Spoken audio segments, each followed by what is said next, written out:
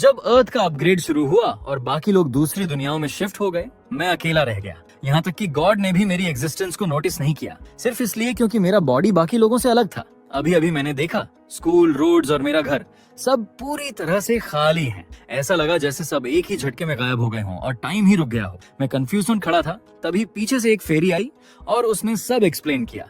धरती के experience points पूरे हो गए थे, इसलिए अब उसे नेक्स्ट इरा में इवॉल्व करना था। टाइम 10 साल के लिए पूरी तरह से फ्रीज होने वाला था और दुनिया में डिवाइन पावर भरने वाली थी। अब लोग स्टेटस विंडो के जरिए यूनिवर्स और खुद के सीक्रेट्स को समझ पाएंगे, बिल्कुल परियों जैसे हायर बीइंग्स की तरह। लेकिन अर्थ एक डिस्ट्रक्शन इरा में भी एंटर कर रही थी और इंसानों को विलुप्त होने से बचाने के लिए गॉड ने उन्हें दूसरी दुनियाओं में भेज दिया ताकि वो डिवाइन एनर्जी सीख सकें और रेडी हो सकें। लेकिन मेरे केस में गॉड ने मुझे नोटिस ही नहीं किया क्योंकि मेरे पास कुछ स्पेशल स्किल्स थी।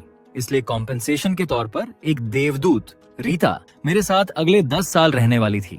पर अभी अर्थ डिवाइन पावर से खाली थी, तो मैं वो पावर सीख ही नहीं सकता था। मेरे पास सिर्फ एक ऑप्शन था, अपने बॉडी को ट्रेन करना। इस बीच रीता ने मेरी फूड और बाकी बेसिक चीजों का ध्यान रखा। मुझे तो बर्तन धोने की भी टेंशन नहीं थी। 5 साल तेजी से बीत गए। मैंने मार्क्समैनशिप सीखना शुरू किया। रीता मुझे गाइड करती रही और देखते देखते मैंने मार्शल आर्ट्स के भी 4 साल पूरे कर लिए। एक दिन रीता ने कहा, चलो स्पार करते हैं। मैंने अपनी 9 साल की मेहनत का सारा जोर लगा दिया, लेकिन उसने सिर्फ एक हाथ हिलाया और मैं हार गया। फिर उसने कहा, अब से मैं तुम्हारी स्पारिंग पार्टनर रहूंगी। मैं रेडी नहीं था, लेकिन उसी स्पारिंग में ही पूरा 1 साल बीत गया और फिर वो दिन आ ही गया। 10 साल बाद मैंने नई शुरुआत के लिए नए कपड़े पहने, रीता को बाय कहा और उस जगह पर पहुंचा जहां सब लोग गायब हुए थे। मैं थोड़ा नर्वस था लेकिन एक्साइटेड भी। रीता से बिछड़ने का दुख तो था, लेकिन अब मैं अपनी ओल्ड लाइफ में वापस जाने वाला था। घंटों बीत गए लेकिन कोई भी वापस नहीं आया। रीता थोड़ी घबराई हुई मेरे पीछे आई और बोली, शायद कुछ गड़बड़ हो गई है। मुझे गुस्सा आ गया। ऑलरेडी 10 साल वेट कर चुका हूँ। क्या मुझे अब और 10 साल या 100 साल इंतजार करने होंगे? लेकिन 10, 20, यहाँ तक कि 50 साल भी बीत गए और लोग नहीं लौटे। हालांकि मेरा बॉडी परफेक्ट हो चुका था, मार्क्समैनशिप मास्टर लेवल तक पहुंच गया था, लेकिन मुझे अपने मॉम डैड का चेहरा भी ठीक से याद नहीं था।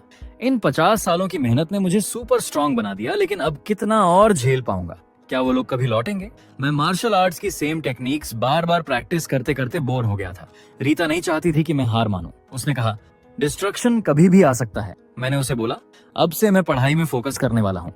एक ही काम करते रहने से बस जीना मुश्किल होता है। उसके बाद मैंने पूरे दिन किताबें पढ़नी शुरू की, novels, business books, history, geography, chemistry, सब कुछ। जब लाइब्रेरी की सारी किताबें खत्म हो गईं, तो मैंने दूसरे देशों की भाषाएं सीखनी शुरू की। फिर रीता और मैं वर्ल्ड टूर पर निकल पड़े। दुनिया घूमते घूमते मैंने हर जगह की किताबें पढ़ ली। हालांकि मुझे नहीं पता था कि कितना समय बीत चुका है, लेकिन मेरे पास थकने का वक्त नहीं था। माँ विनाश से पहले बहुत कुछ करना बाकी था। रीता ने सोचा भी नहीं था कि सैकड़ों साल बीत जाने के बाद भी मैं अब तक यकीन करता हूँ कि इंसान वापस आएंगे। उसने धीरे से प्रार्थना की, प्लीज सब इंसानों को वापस भेज दो, इससे पहले कि लुई अपनी हद पार करे। वो नहीं चाहती थी कि मैं खुद से हार मान लूं। जब पढ़ने को भी कुछ नहीं बचा, मैंने बुचरिंग सीखनी शुरू की। एक दिन जब मैं जंगली सुअर काट रहा था, रीता ने बोला, लुइस अब 274 साल बीत चुके हैं। उसके लिए भी ये शॉकिंग था, फेरी के लिए भी ये बहुत लंबा टाइम था। उसने सोचा नहीं था कि मैं अब भी फ्यूचर के लिए तैयारी करता रहूंगा। मैंने कुछ नहीं कहा, बस अपनी बुचर स्किल्स पर काम करता रहा। 300वें साल तक मैंने ये कला पूरी तरह से मास्टर कर ली। अब मैंने ब्लैक स्मिथिंग शुरू की, लेकिन 5 साल में बस एक सोर्ड बनाई। रीता हंसते हुए बोली, ये तलवार तो मूली भी नहीं काट पाएगी। हालांकि उसने मजाक उड़ाया, लेकिन वो इसे यादगार के तौर पर रखना चाहती थी। अगले 50 सालों में मैंने बहुत से वेपन्स बनाए, लेकिन कोई भी उतना सेटिस्फाइंग नहीं था। फाइनली 1 सेंचुरी के बाद मैंने एक परफेक्ट स्पीयर बना लिया। अब मेरे पास बुचर, ब्लैक स्मिथ और मार्शल आर्टिस्ट तीनों की मास्टर स्किल्स थीं। अब साल और महीनों की गिनती मैंने छोड़ दी थी। सौभाग्य से रीता हमेशा साथ थी, लेकिन इंसानों के ना आने से अब वो भी टेंशन में थी। अगर लुइस अपनी लिमिट्स पार कर गया तो वो चाहती थी कि मेरे लिए कुछ नया हो। लंबे सोच के बाद उसे समझ आया, शायद लुइस ने अब तक एक ही चीज फील नहीं की, प्यार। ये सोचते ही उसका फेस रेड हो गया। क्या मैं पागल हो रही हूँ? एक फेरी के माइंड में ऐसे थॉट्स? लेकिन फिर उसने सोचा, अगर लुई तैयार होता तो मुझे कोई दिक्कत नहीं होती। तभी मुझे कुछ अजीब सा फील हुआ। मैंने रीता को बुलाया। वो थोड़ी कंफ्यूज्ड दिख रही थी। मैंने उसकी कमर पर बंधी उस सोर्ड की तरफ इशारा किया। ये वही तलवार थी जिसे उसने यादगार के तौर पर रखा था। लेकिन अचानक वो तलवार खुद हवा में उड़ने लगी। घबराई हुई रीता उसे पकड़ने के लिए दौड़ी। तभी मेरे कपड़े उस दिन जैसे हो गए जब टाइम रुका था और सब कुछ धीरे धीरे अपनी रियल स्टेट में लौटने लगा। रीता ने भगवान से प्रार्थना की कि वह यह तलवार न ले, लेकिन जब उसने नीचे देखा तो पाया कि डिस्ट्रक्शन एरा शुरू हो चुका था। वो भी ऊपर उठने लगी। वो मुझे प्रॉपरली गुड बाय कहना चाहती थी, लेकिन भगवान की पावर के सामने वो कुछ नहीं कर पाई। इन हजारों सालों में हमारे बीच बहुत डीप बॉन्ड बन चुका था। जाते जाते उसका लास्ट लाइन था, हम एक बार भी किस तक नहीं कर पाए, और मैं चुपचाप उसे दूर जाते देखता रहा। रीता के जाने के बाद मैं सच में बहुत उदास हो गया। तभी मुझे उसकी बात याद आई। उसने खुद को एक फेरी यानी परी बताया था, एक हायर बीइंग। तो क्या इसका मतलब ये है कि अगर मैं भी कोई हायर बीइंग बन जाऊं तो शायद मैं उसे दोबारा देख सकूं? अब जब दुनिया का रीसेट खत्म हो चुका था, लोग धीरे धीरे वापस आने लगे। मेरी आंखें खुली तो देखा मैं लोगों की भीड़ में खड़ा हूँ, और तभी मेरे सामने भी एक स्टेटस विंडो पॉपअप हुई। हर कोई अपने पिछले 10 साल के एक्सपीरियंस के बारे में बात कर रहा था। यानी उनके पास 10 साल की डिवाइन पावर की ट्रेनिंग थी, और मैं 1000 साल पीछे रह गया था। लेकिन उस वक्त मैं बस अपने मम्मी पापा से मिलना चाहता था। मुझे याद भी नहीं था कि वो कैसे दिखते हैं। जब मैं घर पहुंचा तो मुझे एक जानी पहचानी आवाज सुनाई दी, और माँ को देखते ही सारी यादें ताजा हो गईं। 1000 साल बाद भी उनके साथ बैठना वैसा ही लगा जैसे पहले था। डिनर का सीन बिल्कुल नॉर्मल था, बस एक फर्क था। उनकी बातें अब दूसरी दुनिया के एक्सपीरियंस पर फोकस्ड थी। जब उन्होंने मुझसे पूछा कि मैं कैसा हूँ तो मैंने टाल दिया, बस कहा चिंता मत करो। उन्होंने बताया कि ज्यादातर लोग डिवाइन पावर कंट्रोल नहीं कर पा रहे, भले ही उन्हें 10 साल मिल गए। रात में काफी देर तक उनसे बातें करने के बाद मैं अपने कमरे में गया, और तभी देखा मैंने जो भाला 100 साल में बनाया था वो अब भी वहीं रखा था, शायद रीता की वजह से। अच्छा है, अब मुझे मॉन्स्टर्स से लड़ते समय नए वेपन्स ढूंढने की जरूरत नहीं पड़ेगी। मैंने स्टेटस विंडो खोली और देखा कि इस भाले का अटैक पावर 800 पॉइंट्स था। मुझे नहीं पता था कि ये ज्यादा है या कम, इसलिए मैंने ऑनलाइन उन लोगों की दी गई जानकारी खोजनी शुरू की जो दूसरी दुनिया से लौटे थे। मैंने पहले लेवल्स के बारे में जानकारी इकट्ठा की। लेवल 1 से 5 तक नॉर्मल इंसानी स्तर था। कहा जाता था कि दूसरी दुनिया में सोल्जर चुनने का स्टैंडर्ड आमतौर पर लेवल 7 होता था, और लेवल 10 से ऊपर वाले स्वॉर्डमैन या आर्चर जैसे प्रोफेशंस पा सकते थे। लेवल 50 तक पहुंचने पर दूसरी प्रोफेशन चेंज करने का मौका मिलता था, जिसे एक्सपर्ट होने की निशानी भी माना जाता था। लेवल 100 पर पहुंचने पर तीसरी प्रोफेशन चेंज पॉसिबल थी, लेकिन तीसरी प्रोफेशन के बाद लेवलिंग बहुत मुश्किल हो जाती है, लिटरली नर्क जैसी हो जाती थी, और चौथी प्रोफेशन चेंज ऑलमोस्ट इम्पॉसिबल मानी जाती है। कुछ लोग कहते हैं कि सिर्फ ड्रैगन्स या बेहीमथ जैसे हाई लेवल मॉन्स्टर्स ही इस स्टेज तक पहुंच पाते हैं। ये सारी जानकारी थी जो मैं अभी इकट्ठा कर पाया था। कल स्कूल में और जांच करूंगा। हालांकि दुनिया बहुत बदल चुकी थी, लेकिन मेरी जिंदगी में कोई खास बदलाव नहीं आया था। रीता, मैं अब भी उसे बहुत मिस करता था। और तभी एक आवाज आई। रीता ये सुनकर बहुत खुश होगी। मेरे सामने एक परी प्रकट हुई। उसका नाम लिसा था। भगवान ने उसे भेजा था ताकि वो मुझे डिवाइन पावर यूज करना सिखा सके, ताकि मैं उन 10 सालों की भरपाई कर सकूं जो मैं मिस कर चुका था। ये सब रीता की वजह से ही पॉसिबल हुआ था।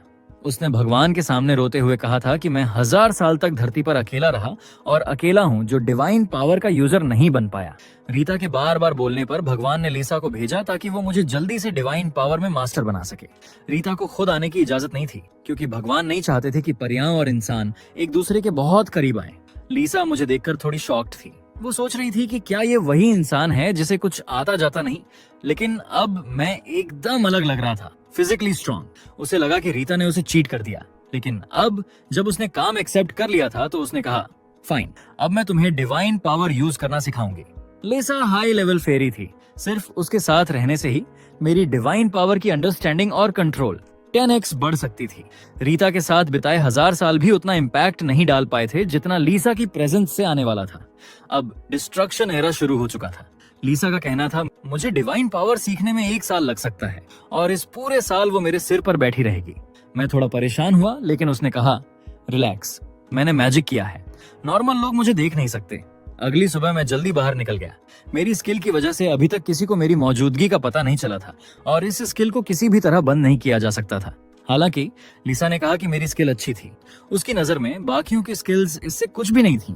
ये इंटेलिजेंस इकट्ठा करने का एक अच्छा मौका था। इस दौरान मैंने एक सुपर पावरफुल लड़की के बारे में सुना जिसे सब एम्प्रेस कहते थे। वो हमारी ही स्कूल की स्टूडेंट थी जिसने दूसरी दुनिया में बहुत अच्छा परफॉर्म किया था। और फिर मैंने सुना अब लेवल रिस्ट्रिक्टेड डंजन्स भी दिखाई देने लगे हैं। लिसा ने समझाया, डंजन्स एक तरह का जाल होते हैं जो भगवान खुद बनाते हैं। मॉन्स्टर्स को अट्रैक्ट करके वो उन्हें अंदर फंसाते हैं और रास्ता सील कर देते हैं। लेकिन इंसान मॉन्स्टर्स से अलग थे।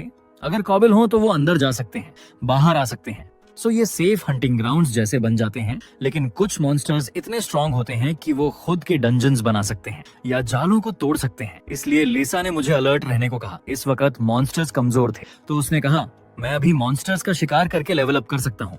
आखिरकार मेरे पास एक मॉन्स्टर जैसा शरीर था, तो मैं आसानी से लेवल 25 तक के मॉन्स्टर्स को हरा सकता था। तभी लिसा ने कुछ महसूस किया और मुझे बताया कि मैं जल्द ही असली लड़ाई में उतर सकता हूँ। जैसे ही उसने बात पूरी की, अचानक क्लासरूम के बाहर शोर मचने लगा। पता चला एक बहुत बड़ा कीड़ों का झुंड हमला कर रहा है। न सिर्फ उनके साइज बढ़ चुके थे, बल्कि उनकी बॉडी भी काफी टफ लग रही थी। स्टूडेंट्स डर कर भागने लगे, क्योंकि जब उन्हें वापस भेजा गया था तो उनका डेटा रीसेट हो गया था और सब फिर से लेवल 1 पर आ चुके थे। मैंने जल्दी से एक लकड़ी की छड़ी तोड़ी और उसे कई बार घुमाया। जब मैंने रुका तो वो एक हथियार में बदल गया।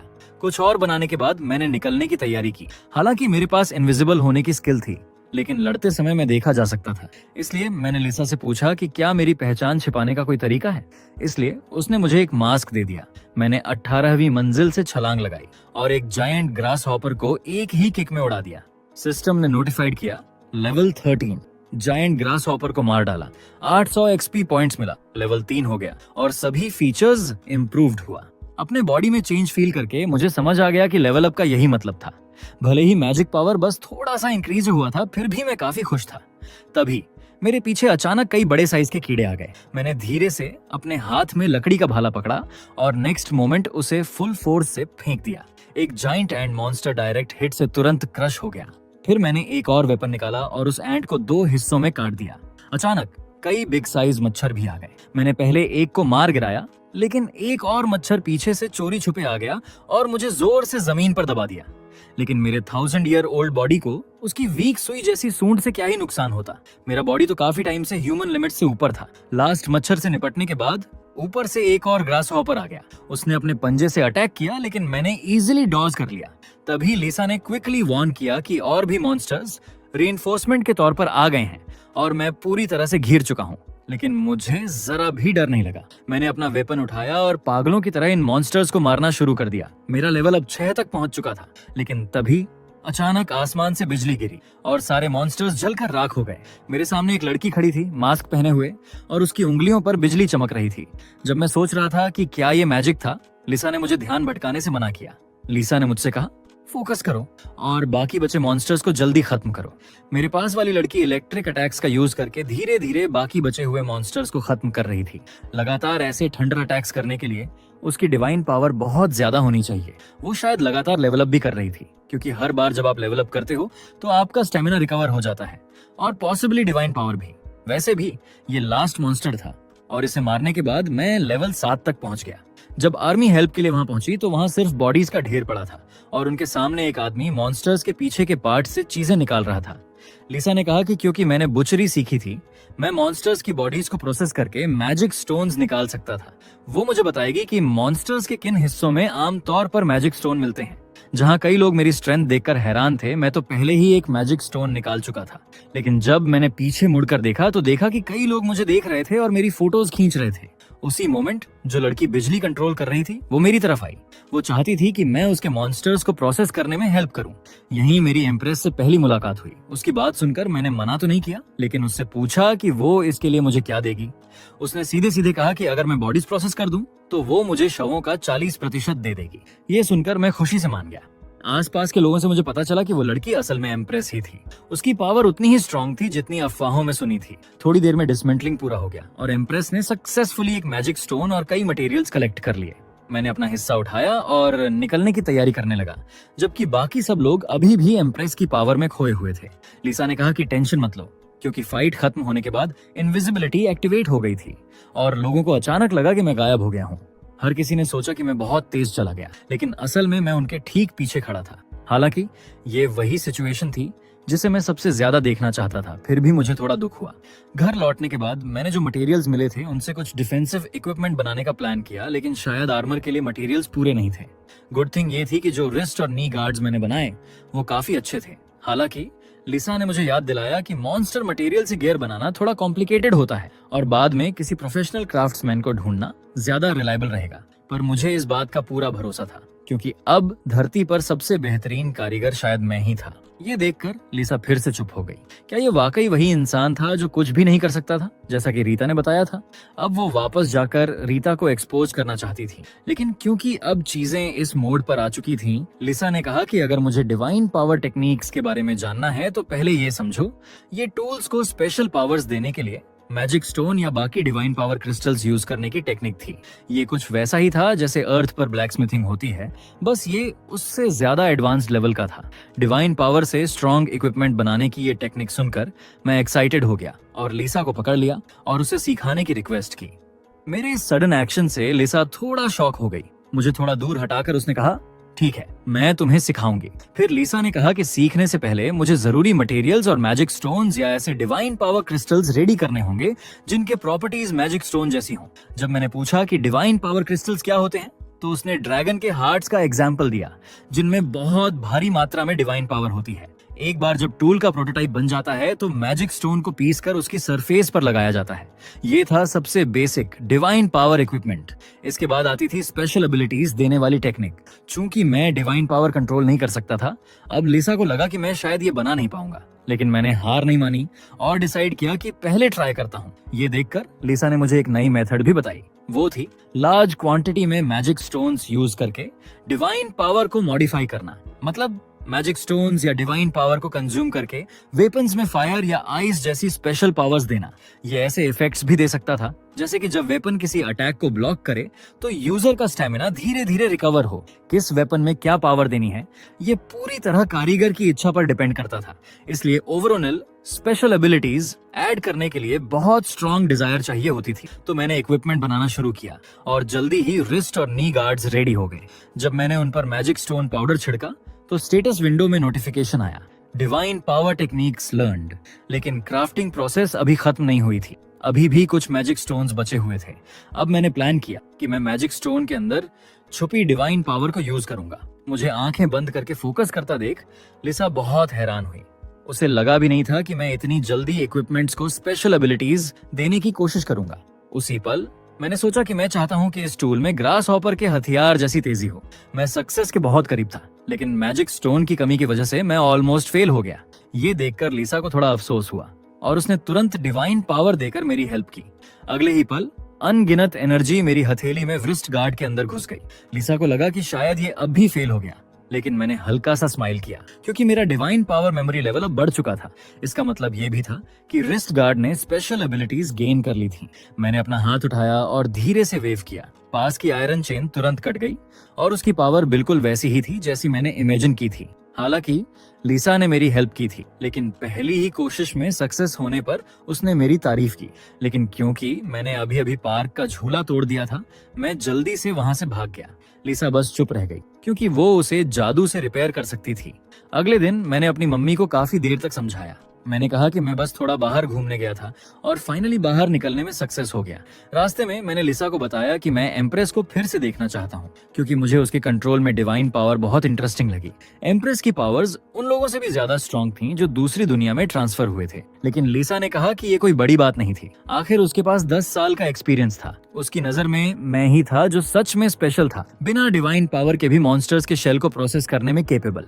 उसे भी इस बात पर काफी सरप्राइजेबल हुआ। जैसे ही उसने बात पूरी की, लिसा सडनली रुक गई। उसने पीछे मुड़कर देखा तो मैंने पूछा, क्या हुआ? लिसा ने कहा कि उसे एक मॉन्स्टर ग्रुप फील हुआ है जिसका लीडर लेवल 35 का आइस वुल्फ है। ये सुनकर मैं थोड़ा शॉक्ड था क्योंकि लिसा ने पहले कहा था कि कैटेक्लिज्म के अर्ली फेज में हाई लेवल मॉन्स्टर्स नहीं होते। मजबूरी में लिसा ने एक्सप्लेन किया कि उसे कल से ही कुछ ऑफ सा फील हो रहा था क्योंकि डे 2 पर जो मॉन्स्टर्स हमने मारे थे वो ऑलरेडी लेवल 10 से ज्यादा थे। अब अर्थ पर डेफिनेटली कुछ गड़बड़ थी। लिसा को लगा कि आगे चलकर शायद उसे मेरी मदद की जरूरत पड़े। मैं और पूछ पाता उससे पहले ही उसने कहा, चलो जल्दी, वहाँ की सिचुएशन अर्जेंट है।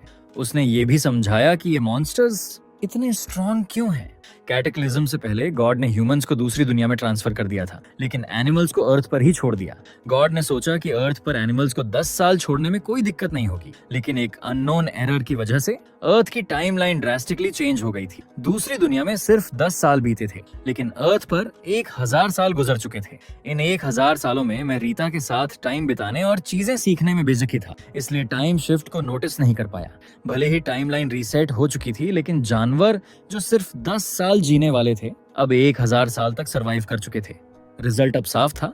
अर्थ के जानवर बहुत पावरफुल और इंटेलिजेंट बन चुके थे। लिसा जहां मुझे लेकर गई वहां पहले से ही खून फैला हुआ था। उसने बताया कि उसने सिचुएशन की रिपोर्ट कल ही भेज दी थी, लेकिन जब तक एडजस्टमेंट आता उसने होप की कि मैं इन मॉन्स्टर्स को क्लियर कर दूंगा और बाद में प्रॉपर रिवॉर्ड भी मिलेगा। लेकिन आइस वुल्व्स के इस पैक को देखकर मुझे समझ आ गया कि ये काम इतना इजी नहीं होगा। लकी बात ये थी कि करंट वुल्व्स बहुत ज्यादा स्ट्रांग नहीं थे और मुझे पीछे हटने की जरूरत नहीं पड़ी। मैंने तुरंत अपना स्पीयर उठाया, ऊपर जंप किया और वुल्व्स पर लैंड करते ही हमला कर दिया। इवन स्ट्रॉन्गेस्ट आइस वुल्फ भी मेरी सिंगल स्ट्राइक में खत्म हो गया। कल के लेवल अप की वजह से मेरी स्ट्रेंथ बहुत बढ़ चुकी थी। साइड पर लगभग 70 मॉन्स्टर्स थे। लीडर की मौत के बाद भी बाकी वुल्व्स ने हार नहीं मानी, लेकिन बाकी छोटे मॉन्स्टर्स तो मेरे लिए और भी आसान थे। जब मैं उन्हें मार ही रहा था, पीछे से चीखने की आवाजें आने लगी। कुछ लोग जो टाइमली एस्केप नहीं कर पाए अब वुल्व्स से घिरे हुए थे।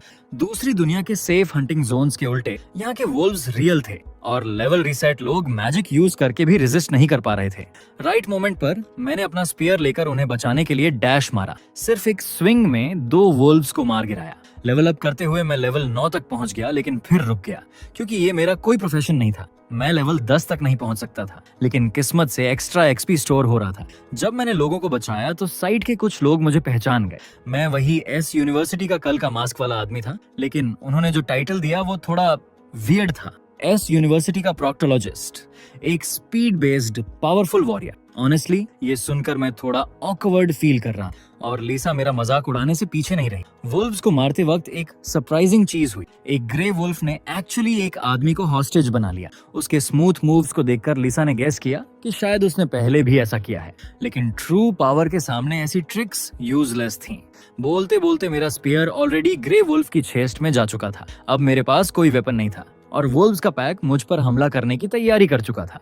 बट लिसा की ट्रेनिंग के कारण मेरा कॉम्बैट सेंस हाई था। वुल्व्स एक एक करके गिरने लगे। कुछ ही देर में मैंने 70 से ज्यादा वुल्व्स को खत्म कर दिया था। अब बारी थी हार्वेस्टिंग की, लेकिन स्पीयर इस काम के लिए अनकंफर्टेबल था। सो मुझे फ्यूचर में एक स्पेशल बुचर्स नाइफ बनाना होगा। इस बार इतने सारे कॉप्सेस थे कि मैं अकेले हैंडल नहीं कर सकता था, इसलिए मैंने आने वाली आर्मी से बात की कि वो लोग मैजिक स्टोन छोड़कर बाकी मटेरियल खरीद लें। ऐसे ही ये हंट खत्म हुआ। थोड़ी ही देर बाद आर्मी वाले पैसे लेकर आ गए। वो काफी जेनरस थे। लिसा ने भी कहा कि आगे चलकर उनके साथ अच्छे रिश्ते रखना मेरे लिए फायदेमंद रहेगा। लड़ाई के बाद ज्यादा टाइम नहीं बीता था कि मेरी इनविजिबिलिटी एक्टिव हो गई। ये चेक करने के बाद कि कोई मुझे नहीं देख पा रहा, मैं धीरे धीरे घर की तरफ निकल पड़ा। मुझे पता था कि आगे के लिए और प्रिपरेशन करनी पड़ेगी क्योंकि मॉन्स्टर्स और स्ट्रॉन्ग होते जा रहे थे। घर पहुंचने के बाद लिसा के गाइडेंस में मैंने स्टेटस विंडो खोली। अब प्रोफेशन चुनने का टाइम था। बहुत सारे ऑप्शंस थे। सबसे पहले मैंने असैसिन को रिजेक्ट कर दिया क्योंकि मेरे पास इनविजिबिलिटी पहले से ही थी। लिसा ने बताया कि जब मेरी डिवाइन पावर और बढ़ेगी तो इनविजिबिलिटी को मैं एक एक्टिव स्किल भी बना सकता हूँ। टोटल 23 प्रोफेशन थे और मैं कंफ्यूजन था। मैंने लिसा से सजेशन मांगा। वो थोड़ी हैरान हुई क्योंकि उसके हिसाब से अभी मेरे पास इतने सारे प्रोफेशन नहीं होने चाहिए थे। उसने कहा कि अगर थोड़ा इंतजार करूं तो ये 40 तक भी पहुंच सकते हैं। कुछ सोचने के बाद लिसा ने मुझे 2 ऑप्शन दिए, स्पीयरमैन और वॉरियर। क्योंकि मैंने हमेशा स्पीयर ट्रेनिंग की थी, इसलिए ये मेरे लिए नेचुरल चॉइस थी। हालांकि उस दौरान मुझे अक्सर मार भी खानी पड़ती थी। फिर भी लिसा को लगा कि ये मेरी किस्मत है क्योंकि सीधे एक परी से स्किल सीखने का चांस बहुत रेयर होता है। उसने मुझे भरोसा दिलाया कि बाद में और सब प्रोफेशन मिलेंगे। आखिरकार मैंने स्पीयरमैन चुन लिया। मेरी सोच थी कि भाले से डैमेज ज्यादा डिसेंट होगा, लेकिन जब मैंने कंफर्म किया तो विंडो अलग तरीके से बदली। मुझे ब्लड स्पेयरमैन का ऑप्शन मिला। ये एक यूनिक प्रोफेशन था जिस पर मेरा नाम लिखा हुआ था। यूनिक प्रोफेशन हमेशा नॉर्मल वाले से ज्यादा पावरफुल होते हैं। लिसा ने तुरंत कहा कि मुझे इसे ही लेना चाहिए। हालांकि इन्हें लेवल अप करने के लिए ज्यादा एक्सपी चाहिए होती है, लेकिन वैल्यू हमेशा हाई रहती है। मैंने कंफर्म किया और तुरंत लेवल 18 तक पहुंच गया। लेकिन वहां एक ट्विस्ट हुआ। ब्लड स्पेयरमैन बदलकर ब्लर स्पेयरमैन बन गया। अब इसमें स्टील्थ में रहते हुए 10% अटैक पावर बोनस मिल रहा था। ये मेरे कॉस्मिक लोनर टाइटल की वजह से हुआ, जिसने प्रोफेशन चॉइस को बदल दिया। मैं थोड़ा उदास हुआ, लेकिन अब चेंज करने का कोई तरीका नहीं था। नया प्रोफेशन लेने के बाद मेरे पूरे शरीर में पावर दौड़ गई। मैं और स्ट्रांग हो गया। लिसा के हिसाब से मुझे अभी कोई एक्टिव स्किल नहीं मिली थी, लेकिन उसने भरोसा दिलाया कि दूसरी या तीसरी प्रोफेशन चेंज तक मुझे स्ट्रांग स्किल जरूर मिलेंगी। उसके बाद लिसा ने कहा कि अब बाहर चलने का टाइम है। मॉन्स्टर्स को खत्म करना जरूरी था। मेरे अलावा और भी एजेंट्स ये काम कर रहे थे। यहाँ तक कि एम्प्रेस भी मॉन्स्टर हंटिंग टीम का हिस्सा थी। कुछ देर बाद हम अपने डेस्टिनेशन पहुंचे। सामने एक बहुत बड़ा बेयर था। उसकी पावर इतनी थी कि लोग उसका सामना करने से डर जाते। मैंने भाला उठाया, अटैक करने ही वाला था कि अचानक बहुत तेज आवाजें और वाइब्रेशन शुरू हो गई। पहले लगा आर्मी ने रॉकेट फायर किया है, लेकिन असल में वो बेयर ही था जो सोल्जर्स पर अटैक कर रहा था। बेयर को सोल्जर्स के हमले से कुछ खास फर्क नहीं पड़ रहा था। न्यूज में भी आया था कि सरकार ने कई पावर यूजर्स को बुलाया है, लेकिन वो अभी तक पहुंचे नहीं थे। सोल्जर्स ज्यादा देर टिक नहीं पाएंगे, ये देखकर मैंने मास्क पहना और सही टाइम का इंतजार करने लगा। मेरी इनविजिबिलिटी स्किल से 10% अटैक बोनस मिलता है और स्पीयर टेक्निक से भी 10%। दोनों मिलकर मुझे डेडली स्ट्राइक करने का चांस दे सकते थे। जैसे ही मौका मिला, मैंने सीधे बियर के सिर पर स्ट्राइक किया। वॉर इतना स्ट्रांग था कि उसकी डिफेंस भी टूट गई, लेकिन उसे एक ही स्ट्राइक से हराना पॉसिबल नहीं था। लिसा ऊपर से चीयर कर रही थी। बेयर गुस्से में था, लेकिन मेरी स्पीड के सामने टिक नहीं पा रहा था। आखिरकार मैंने मौका देखकर उसकी खोपड़ी में भाला घुसा दिया। इस स्ट्राइक से बेयर मर गया। मुझे बहुत ज्यादा एक्सपी मिला और लेवल 23 हो गया। साथ ही क्रिटिकल हिट स्किल भी अनलॉक हुई। मैं बेयर का बॉडी प्रोसेस कर ही रहा था कि पीछे से पावर यूजर्स की टीम आ गई। उन्हें सुनकर लगा कि वो सोच रहे थे कि सेकंड फेज मॉन्स्टर्स कुछ खास नहीं है। मैं इग्नोर करके अपने काम में लगा रहा। थोड़ी देर बाद मुझे उसकी स्किन मिली, लेकिन मैजिक स्टोन नहीं गिरा। सोल्जर्स ने मुझे एक सॉफ्टवेयर की जानकारी दी जो मॉन्स्टर की लोकेशन दिखाता है, और ये सिर्फ आर्मी कंट्रोल में था। फिर मैंने बाकी रीजंस की भी सफाई की। 3 जगह मॉन्स्टर्स खत्म किए, लेकिन सिर्फ एक लेवल बढ़ा। शायद ये मेरे यूनिक प्रोफेशन की वजह से था। अगले दिन एक नोटिफिकेशन आया कि दूसरी दुनिया से कनेक्शन रिस्टोर हो गया है। अब लोग अपने असली शरीर से वहां जाकर क्वेस्ट कर सकते थे, लेकिन मैं अकेला नहीं जा सकता था। लिसा ने कहा कि जब तक मैं हायर बीइंग नहीं बन जाता, तब तक मुझे ये मौका नहीं मिलेगा। अगर बन गया तो न सिर्फ दूसरी दुनिया बल्कि हेवन तक भी जा सकूंगा और रीता से भी मिल पाऊंगा। ये सुनकर मुझे थोड़ी राहत मिली। मम्मी और पापा को मैंने कहा कि वो सेफ्टी के लिए दूसरी दुनिया में चले जाएं। मेरी माँ ने पहली बार मान लिया कि मैं ही वो मास्क वाला इंसान हूँ जो न्यूज में दिखा था। आखिरकार वो लोग चले गए और लिसा को भी वापस जाना पड़ा अपने काम पूरे करने। कुछ दिन बाद लिसा लौटी और अपने असली रूप में सामने आई। उसने मुझे टास्क रिवॉर्ड दिया, +1 सभी एट्रीब्यूट्स और इटर्नल फ्लेम। लिसा ने बताया कि ये फ्लेम कभी बुझती नहीं और ये रीता ने मेरे लिए चुनी थी। ये सुनकर मुझे बहुत अच्छा लगा। फिर लिसा ने सच बताया कि धरती के मॉन्स्टर्स स्ट्रॉन्ग क्यों हो रहे हैं। असल में भगवान ने टाइम रोकने के लिए अपनी पावर का इस्तेमाल किया, जिसकी वजह से सब क्रिएचर्स और ज्यादा पावरफुल और वायलेंट हो गए। इसके बाद उसने मुझे नया मिशन दिया, एक डिस्ट्रक्शन ट्रैप बनाना। ये मॉन्स्टर्स को अट्रैक्ट करेगा और डंजन की तरह फंसाकर खत्म कर देगा। लिसा ने मटेरियल्स दिए जिनमें बड़े बड़े मैजिक स्टोन्स और रेयर मेटल्स थे। साथ ही हेवन के बेस्ट इक्विपमेंट्स और एक डिटेल्ड ब्लूप्रिंट भी मिला। ये देखकर मेरी फॉर्जिंग की इच्छा जाग उठी। मैंने तैयारी की और इटर्नल फ्लेम जलाकर सबसे बड़े मैजिक स्टोन को उसमें डाल दिया। जब आग की लपटों ने मैजिक स्टोन को पूरा घोल दिया तो मैंने अपना हथौड़ा निकाला और उसे 72 बार मारा। तभी मैं ये छोटा क्यूब बना पाया। लिसा मेरी फॉर्जिंग टेक्निक को देखकर हैरान थी। उसने सांस भरते हुए कहा, अगर तुम्हारी क्लास ब्लैकस्मिथ होती तो शायद तुम भगवान को चैलेंज करने वाले हथियार बना सकते। लेकिन ये तो बस जाल का बेसिक फॉर्म था। अब मुझे ब्लूप्रिंट के हिसाब से उस पर स्पेशल पैटर्न्स उकेरने थे। मुझे इतना डेडिकेटेड होकर काम करता देखकर लिसा समझ सकती थी कि क्यों रीता जैसी हाई लेवल परी भी एक लो लेवल इंसान पर फिदा हो गई थी। कुछ घंटों बाद मैंने अचानक एंग्रेविंग नाइफ नीचे रख दिया। मेरे हाथों में एक चमकदार सरफेस और मुश्किल पैटर्न्स वाला क्यूब तैर रहा था। उसी समय मुझे द लेजेंडरी क्रिएटर का टाइटल मिला, जो प्रोडक्शन एफिशिएंसी को 20% बढ़ा देता था। मेरे हाथ में डिवाइन पावर क्यूब देखकर लिसा की आंखें डिसबिलीफ से भर गईं। उसे यकीन नहीं हो रहा था कि मैंने इतना जल्दी पूरा कर लिया। असल में मैंने पूरे 5 घंटे नॉन स्टॉप काम किया था। ये सुनकर लिसा को एहसास हुआ कि वो मुझे इतने लंबे वक्त से काम करता देख रही थी। क्यूब को हाथ में लेकर लिसा समझ गई कि मैंने इसे पूरा कर लिया है। लेकिन मुझे ज्यादा प्राउड न बनाने के लिए उसने कहा कि ये काम बस रिक्वायरमेंट्स को मुश्किल से पूरा करता है। अब सिर्फ फाइनल डिवाइन आर्ट स्टेज बचा था, जिसके लिए लिसा को अपनी साथी परियों को बुलाना पड़ा। मैं सीक्रेटली उम्मीद कर रहा था कि रीता भी आएगी। अगले ही पल दूसरी परियां भी आ गईं। उन्होंने डिवाइन आर्ट के डिटेल्स पर डिस्कशन किया और ये सोचकर शॉक्ड थीं कि एक नॉर्मल इंसान डिस्ट्रक्शन ट्रैप बना सकता है। सब रेडी होने के बाद मैंने एनर्जी स्टोन पकड़ा और तीनों परियों का इंतजार किया। लेकिन उन्होंने कहा, तुम्हें बस डिस्ट्रक्शन ट्रैप को पूरा करने की स्ट्रॉन्ग इच्छा रखनी होगी, बाकी हम संभाल लेंगे। तीनों परियों ने मेरे शोल्डर्स पर हाथ रखा। अगले ही पल हर डायरेक्शन से डिवाइन पावर मुझ पर दबाव डालने लगी। ये हाई बीइंग्स की पावर थी। इतना स्ट्रॉन्ग दबाव मुझे क्रश करने वाला था। मेरी हालत देखकर लॉन्ग हेयर्ड परी मुस्कुराई, इतना भी सह नहीं कर पा रहे? मैंने तुरंत जवाब दिया, ये काफी नहीं है। मुझे फोकस करना था और कुछ ऐसा बनाना था जो मॉन्स्टर्स के लिए बेहद अट्रैक्टिव हो। कुछ ऐसा जो 1000 साल से अकेले घूमते जानवर भी रेजिस्ट न कर पाए। जैसे ही मैंने अपनी इच्छा सेट की, एनर्जी मेरे अंदर से फूट पड़ी। तेज रोशनी के बाद और कॉम्प्लेक्स क्यूब धीरे धीरे सामने आया। इसमें 2 रेयर एट्रीब्यूट्स जुड़ गए थे। ये रैंडम एट्रीब्यूट्स डिवाइन आर्ट के दौरान जुड़ते हैं और ट्रैप की पावर को काफी बढ़ा देते हैं। परियान मेरी स्मिथिंग स्किल्स की तारीफ करने लगी। अब अगला स्टेप था परियों के साथ ट्रैप को सही जगह पर रखना। लेकिन जैसे ही हम बाहर निकले, सामने का सीन देखकर मैं शॉक रह गया। इतनी तबाही मैंने सोचा भी नहीं था कि कुछ ही दिनों में मॉन्स्टर्स ने धरती को इतना बर्बाद कर दिया होगा। जल्द ही परियों को एक सही जगह मिल गई, खाली पहाड़ की चोटी। लिसा ने क्यूब हवा में फेंका। डिवाइन क्यूब ने तुरंत स्ट्रॉन्ग एनर्जी रिलीज की, लेकिन अगले ही पल क्यूब धूल में बदल गया। फिर एक वायलेंट वाइब्रेशन हुआ। उसी समय मॉन्स्टर्स जैसे किसी चीज से अट्रैक्ट हुए और ट्रैप की तरफ पागलों की तरह दौड़ने लगे। पर यहाँ इस तरह के ट्रैप को डंजन कहती थी। इफेक्ट उम्मीद से कहीं ज्यादा था। लॉन्ग हेड परी ने फिर से मेरे ट्रैप बनाने के स्किल्स को कंफर्म किया। लिसा ने बाकी जगहों पर भी डंजन एक्टिवेट किए, लेकिन पुराने वाले अब काम के नहीं थे। उसने मेरे बनाए डंजन की खुशबू मैजिक से उनमें ट्रांसफर कर दी थी।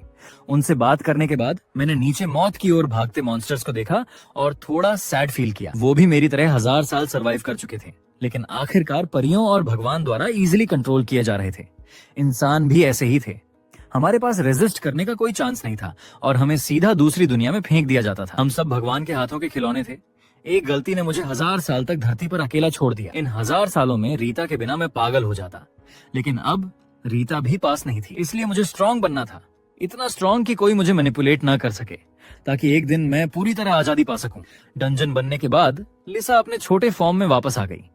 असल में धरती को स्टेबल करने के लिए 27 और डंजन्स चाहिए थे, लेकिन परियां पहले ही लौट चुकी थीं। लिसा ने समझाया, इस तरह के डिस्ट्रक्शन ट्रैप बनाने में बहुत ज्यादा मैजिक पावर लगती है। पहले वाली तीनों परियों की मैजिक खत्म हो चुकी है और रिकवर होने में कई दिन लगेंगे। मैंने पूछा, क्या दूसरी परियां भी आ सकती हैं, जैसे रीता? ये सुनते ही लिसा ने मेरा कंफ्यूजन खत्म कर दिया। रीता बहुत बिजी है, उसने तुम्हारे लिए बहुत काम किया है, इसलिए अभी धरती पर नहीं आ सकती। रीता के बारे में जानकर मैं अपने वर्कशॉप बेस पर लौटा और कुछ इनिशियल काम करने का सोचा। वहां पहुंचकर मैं मोटिवेट हो गया। मैंने ठान लिया कि आज पहले कुछ ट्रैप्स बनाऊंगा और बाद में फेरीज के आने पर उन्हें परफेक्ट करूंगा। लेकिन उसी समय लिसा टेबल पर रखी मटेरियल्स पर ध्यान देने लगी। मेरे परफॉर्मेंस को देखकर उसने मुझे छोटा गिफ्ट देने का सोचा। उसने मैजिक से मेरे पास की एनिमल हाइड्स की क्वालिटी अपग्रेड कर दी। इन परफेक्ट हाइड्स को देखकर मेरी स्मिथिंग की इच्छा ट्रैप बनाने से ऊपर निकल गई। मैंने हाइड्स नापकर ग्लव्स और बूट्स बनाने का डिसाइड किया। कुछ हैमरिंग और प्रोसेसिंग के बाद मुझे रेयर आइस वुल्फ ग्लव्स और लेदर बूट्स मिले। डिफेंसिव गियर बहुत सफोकेटिंग होते हैं, इसलिए मैंने इसमें वेंटिलेशन एट्रीब्यूट ऐड कर दिया। लिसा मेरी स्पीड देखकर हैरान थी। उसने सोचा भी नहीं था कि मेरे स्किल्स इतनी तेजी से इंप्रूव हो रहे हैं। अगला स्टेप था बेयर के खाल से आर्मर बनाना। लिसा मुस्कुराकर सैटिस्फाइड बैठी थी, जबकि मैं काम कर रहा था। उसने सोचा भी नहीं था कि मैं पूरा दिन काम करूंगा।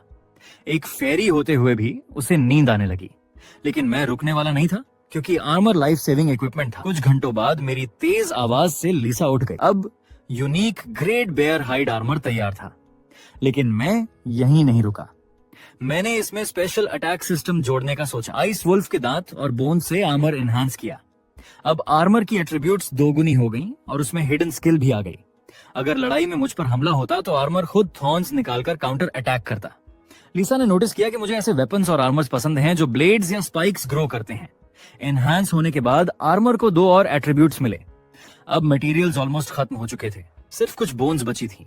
मैंने उनका आधा हिस्सा बोन नाइफ्स बनाने में लगाया ताकि मॉन्स्टर्स के कॉर्पस प्रोसेस कर सकूं। बाकी से अपने लिए नया मास्क बनाया। पूरा इक्विपमेंट पहनने के बाद मुझे इंस्टेंट पावर अप फील हुआ, लेकिन तभी बाहर से हेवी वाइब्रेशंस आने लगे। लिसा ने मैजिक से चेक किया और बताया कि आर्मी मॉन्स्टर से लड़ रही है। मेरा चेहरा बदल गया। मेरे एरिया में डंजन तो था, फिर भी मॉन्स्टर्स बाहर थे। अलार्म की आवाज आई। दूसरे लेवल के मॉन्स्टर्स डिस्ट्रिक्ट में घुस आए थे। मुझे भाले को अपग्रेड करना पड़ा। मैंने स्पीयर को यूनिक ग्रेड तक एनहांस किया।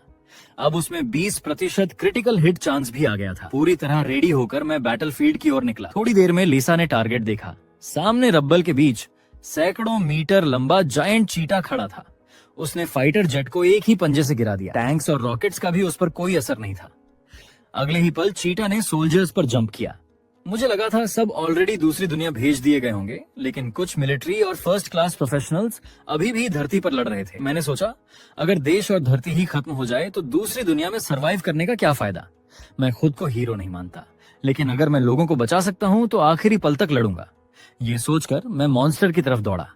इसकी पावर पिछले बेयर से कई गुना ज्यादा थी। टैंक्स ने फायर किया लेकिन उसे बस हल्का दर्द हुआ। गुस्से में मॉन्स्टर ने टैंक उठा लिया और निगलने वाला था। तभी मैं उस पर जंप कर गया। मेरी इनविजिबिलिटी के कारण उसने मुझे नोटिस नहीं किया। मेरा स्पीयर जोर से उसके शरीर में घुसा और क्रिटिकल हिट ट्रिगर हुआ। मुझे लड़ता देख सोल्जर्स का खोया डेयरिंग वापस आ गया।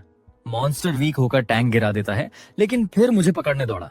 मैंने तेजी से बचते हुए उसकी चोट का फायदा उठाया। सोल्जर्स ने गोलीबारी शुरू कर दी और मैं उस टैंक की तरफ भागा जिसमें 2 सोल्जर फंसे थे।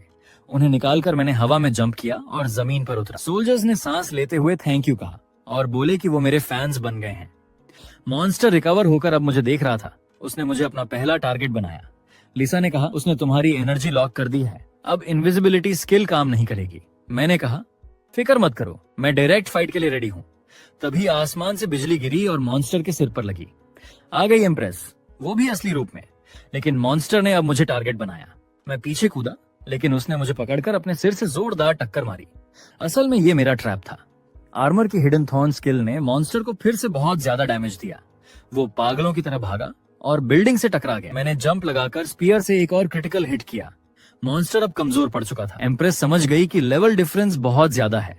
उसके अटैक से मॉन्स्टर नहीं मरेगा। उसने कहा मैं तुम्हें बफ दे सकती हूँ, लेकिन इससे मेरी सारी डिवाइन पावर खत्म हो जाएगी। मैंने कहा ट्राई करो। एम्प्रेस ने बिना देर किए पावर रिलीज की। सिस्टम ने बताया स्पिरिट थंडर रिसीव्ड। अब मेरी स्पीड, अटैक, क्रिटिकल चांस सब बढ़ गए थे। अटैक्स में थंडर डैमेज भी जुड़ गया। मैंने सारे थॉर्न्स तोड़े और मॉन्स्टर के शरीर में जोरदार स्पीयर स्ट्राइक किया।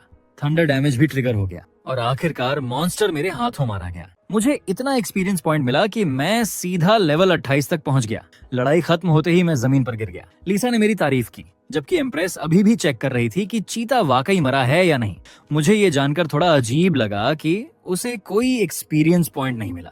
तब उसने बताया कि क्योंकि हम पार्टी में नहीं थे इसलिए एक्सपी शेयर नहीं हुआ। ये सुनकर मैं हैरान रह गया। पहली बार मुझे इस सिस्टम का पता चला। नीचे मौजूद लोग चीता के मरने पर खुश थे, लेकिन अब बारी थी लूट डिस्ट्रीब्यूशन की। मरा हुआ चीता सिकुड़कर छोटा हो गया था। जैसे ही लोग लूट बांटने वाले थे मैंने उन्हें रोक दिया। मैंने साफ कहा कि मेरा हिस्सा सबसे बड़ा होना चाहिए। मैंने एम्प्रेस से सजेशन मांगा। उसने कहा मुझे 60%, उसे 20% और बाकी लोग बचा हुआ हिस्सा बांट लें। ये सुनकर मैं सैटिस्फाइड था और दूसरों ने भी अपोज नहीं किया। मैं सीधे चीता पर चढ़ा और उसके शरीर से लेवल 3 मैजिक स्टोन निकाला। मैंने एम्प्रेस से सजेशन ली और उसने कहा कि ये मुझे ही लेना चाहिए, लेकिन बाकी लोगों को ये मंजूर नहीं था। आखिर ये हाई लेवल स्टोन था। लिसा इस लो लेवल सोच को देखकर डिसअपॉइंटेड हुई। मुझे माँ की सिखाई बात याद आई, जब कंट्रोवर्सी हो तो मुट्ठी से अच्छा कम्युनिकेशन टूल और कुछ भी नहीं है। मैंने स्टोन वापस चीता के शरीर में घुसा दिया और कहा तुम लोग आपस में बांट लो, लेकिन अगर मेरा हिस्सा जरा भी कम हुआ तो कोई भी यहाँ से जिंदा नहीं जाएगा। मेरे प्रेशर को देखकर सब होश में आ गए और मान गए कि स्टोन मुझे ही मिलेगा। मैंने फिर से मैजिक स्टोन निकाला। उसी वक्त एम्प्रेस ने कहा कि मैं उसका हिस्सा भी संभाल लूं और बदले में वो अपने शेयर का 40% मुझे देगी। उसे सिर्फ चीता की स्किन चाहिए थी, बाकी हड्डियों को भी उसने मुझे दे दिया। ये सुनकर मैंने उसे तुरंत हाँ बोल दिया। बाकी लोगों ने भी एम्प्रेस की तरह नेगोशिएशन करने की कोशिश की, लेकिन इस बार मैंने स्ट्रिक्ट एटीट्यूड दिखाया। मैंने कहा कि अब मुझे 50% मटेरियल चाहिए। मजबूरी में उन्हें मानना पड़ा। सारे मटेरियल प्रोसेस करने के बाद मैं घर जाने लगा, लेकिन एम्प्रेस ने रोका। उसने कहा कि मेरी इनविजिबिलिटी बहुत स्ट्रांग है, वो भी मुश्किल से नोटिस कर पाई। असल में वो मेरे साथ पार्टी बनाना चाहती थी। मैंने सीधे मना कर दिया। उसने जबरदस्ती नहीं की, क्योंकि उसे धरती पर और लड़ाइयां लड़नी थी। जाते जाते उसने मुझे अपना बिजनेस कार्ड दिया। उसका नाम था कंगमराई, लेकिन मेरा उससे कांटेक्ट करने का कोई इरादा नहीं था, इसलिए कार्ड जेब में रख लिया। इतना मटेरियल लेकर मैं और लिसा घर लौट आए और वर्कशॉप में काम जारी रखा। मैंने पहले कुछ डिस्ट्रक्शन ट्रैप्स बनाने का फैसला किया। लिसा अभी सोच रही थी कि धरती पर इतने स्ट्रॉन्ग मॉन्स्टर्स क्यों आ रहे हैं। हालांकि अभी हाल ही में कैटास्ट्रोफे हुआ था, लेकिन लेवल 3 के मॉन्स्टर्स पहले ही आ चुके थे। उसने कहा कि अभी धरती पर कोई भी सेकंड प्रोफेशन वाले प्रोफेशनल्स नहीं हैं। फिर भी मॉन्स्टर्स तीसरे लेवल तक डेवलप हो चुके हैं। इंसान डिवाइन पावर की मदद से दूसरी दुनिया में जाकर स्ट्रॉन्ग हो सकते थे, लेकिन मॉन्स्टर्स की ग्रोथ बहुत तेज थी।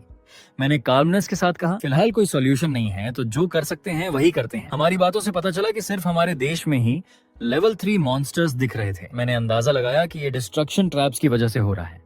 मॉन्स्टर्स को इनसे खतरा महसूस हुआ और वो प्रेशर्ड होकर तेजी से डेवलप होने लगे।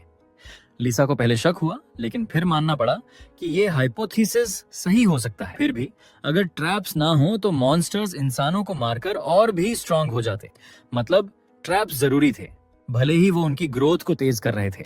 मैंने ट्रैप्स बनाना जारी रखा। लिसा सोच रही थी कि क्या मुझे सच में सिर्फ ये चीजें बनाकर खुशी मिलती है। मैंने कहा कि मैं ये सिर्फ एक्सपीरियंस के लिए कर रहा हूँ। 1000 साल तक जिंदगी स्टेबल थी, ये न्यू थिंग्स एक्सपीरियंस करना ही मेरे लिए नया था। उसने कहा कि जब मैं और स्ट्रांग बनूंगा तो और भी अलग एक्सपीरियंसेस मेरा इंतजार कर रहे होंगे। यही मेरा भी मानना था कि खुद को लगातार स्ट्रांग बनाता रहूं। कुछ टाइम बाद रात हो गई और फेरीज वापस आई, जिन्होंने अपनी माना रिकवर कर ली थी। डिस्ट्रक्शन ट्रैप परफेक्ट करने के बाद वो अलग अलग देशों में डंजन सेट करने निकल गई। घर आकर मैं नहाया। आईने में देखकर लगा कि मेरा शरीर पहले से ज्यादा मस्कुलर हो गया है। मैंने लिसा से पूछा तो उसने कहा कि ये तो हर लेवल अप के साथ बढ़ता ही है। अब समझ आया कि चेहरा भी हैंडसम लगने लगा है। ये सुनकर मैं खुश होकर मसल्स दिखाने लगा।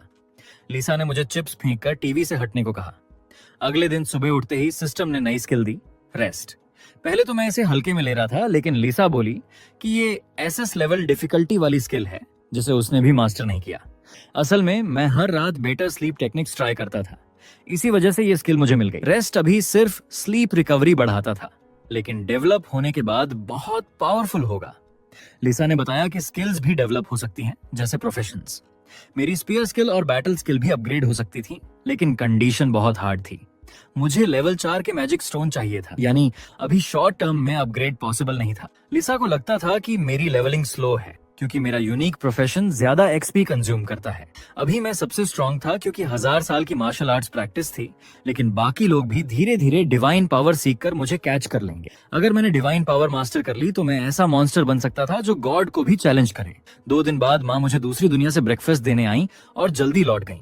तभी न्यूज में वही जगह दिखाई गई जहां मैंने जायंट चीता को मारा था, लेकिन उसका डेड बॉडी गायब था। सबने कहा कि डंजन ने डेड बॉडी निगल लिया होगा, लेकिन मुझे शक हुआ कि चीता प्रेग्नेंट थी। और अचानक कैमरे में मैंने एक ब्लैक चीता की प्रेजेंस देखी। शायद उसकी पावर इनविजिबिलिटी थी।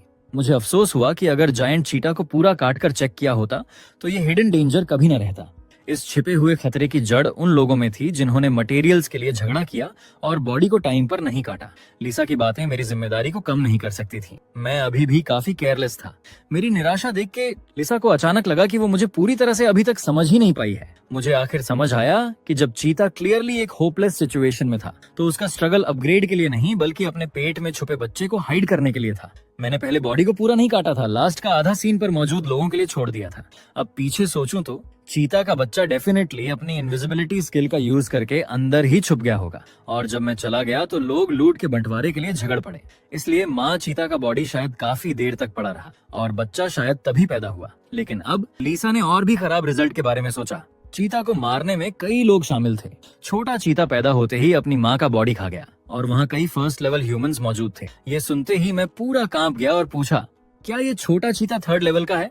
लिसा ने कॉन्फिडेंट होकर कहा, स्पेशल इनविजिबिलिटी एबिलिटीज वाला छोटा चीता डेफिनेटली 3rd लेवल का है। ये सुनकर मैं चुप हो गया और नॉइजी टीवी बंद कर दिया। लिसा सच में जानना चाहती थी कि क्या मुझे मॉन्स्टर का सामना करने का कॉन्फिडेंस है। इस पर मैं नेचुरल कॉन्फिडेंस से भरा था। उसकी एबिलिटी भी इनविजिबिलिटी थी और मुझे जरूरी नहीं कि उससे हारना पड़े। मेरे कॉन्फिडेंट एटीट्यूड को देखकर लिसा ने मुझे कुछ गुड न्यूज भी दी। अगर उसकी इनविजिबिलिटी बहुत स्ट्रांग है तो उसकी डिफेंस और अटैक कंपैरेटिवली वीक होगी, और वो अभी न्यूबॉर्न था तो उसकी स्ट्रेंथ पिछली चीता से ज्यादा नहीं होगी। तो मैंने नए इक्विपमेंट्स बनाने की तैयारी की। मुझे जल्दी इसका पीछा करना था, वरना अगर वो सिटी के सेंटर तक पहुंच गया तो बाकी बचे ह्यूमंस खतरे में पड़ जाते। लेकिन तभी मुझे याद आया कि कोई और है जो मेरी मदद कर सकती है, एम्प्रेस।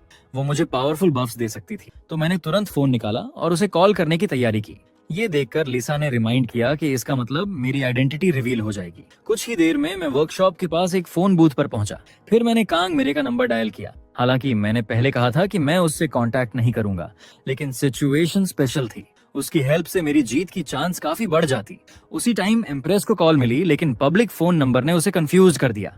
कॉल कनेक्ट होने पर उसने मेरी आवाज नहीं पहचानी। मजबूरी में मुझे वो टाइटल रिवील करना पड़ा जो लोगों ने मुझे दिया था। ये सुनकर एम्प्रेस को फाइनली समझ आया कि मैं ही उसे ढूंढ रहा हूँ। मैंने टाइम वेस्ट नहीं किया और तुरंत उसे मॉन्स्टर के बॉडी के गायब होने का असली रीजन बता दिया। सिचुएशन बहुत सीरियस है ये समझकर एम्प्रेस ने साफ तौर पर मेरी हेल्प के लिए हाँ कह दी, लेकिन अनएक्सपेक्टेड ये था कि उसने ये भी कहा कि वो आर्मी से कांटेक्ट करेगी ताकि वो भी मेरी मदद कर सके। हेल्पर अब सेफ था और इक्विपमेंट्स में थोड़े एडजस्टमेंट्स करने का टाइम था। वर्कशॉप में पहुंचकर मैंने एम्प्रेस से मिली कई मटेरियल्स निकाले। मॉन्स्टर की इनविजिबिलिटी स्पेशल एबिलिटी को टारगेट करते हुए मैं एक खास हथियार बनाना चाहता था। वेपन्स के लिए मेरा लॉन्ग स्पीयर ऑलरेडी काफी था, लेकिन मुझे चाहिए था एक लॉन्ग रेंज थ्रोविंग वेपन।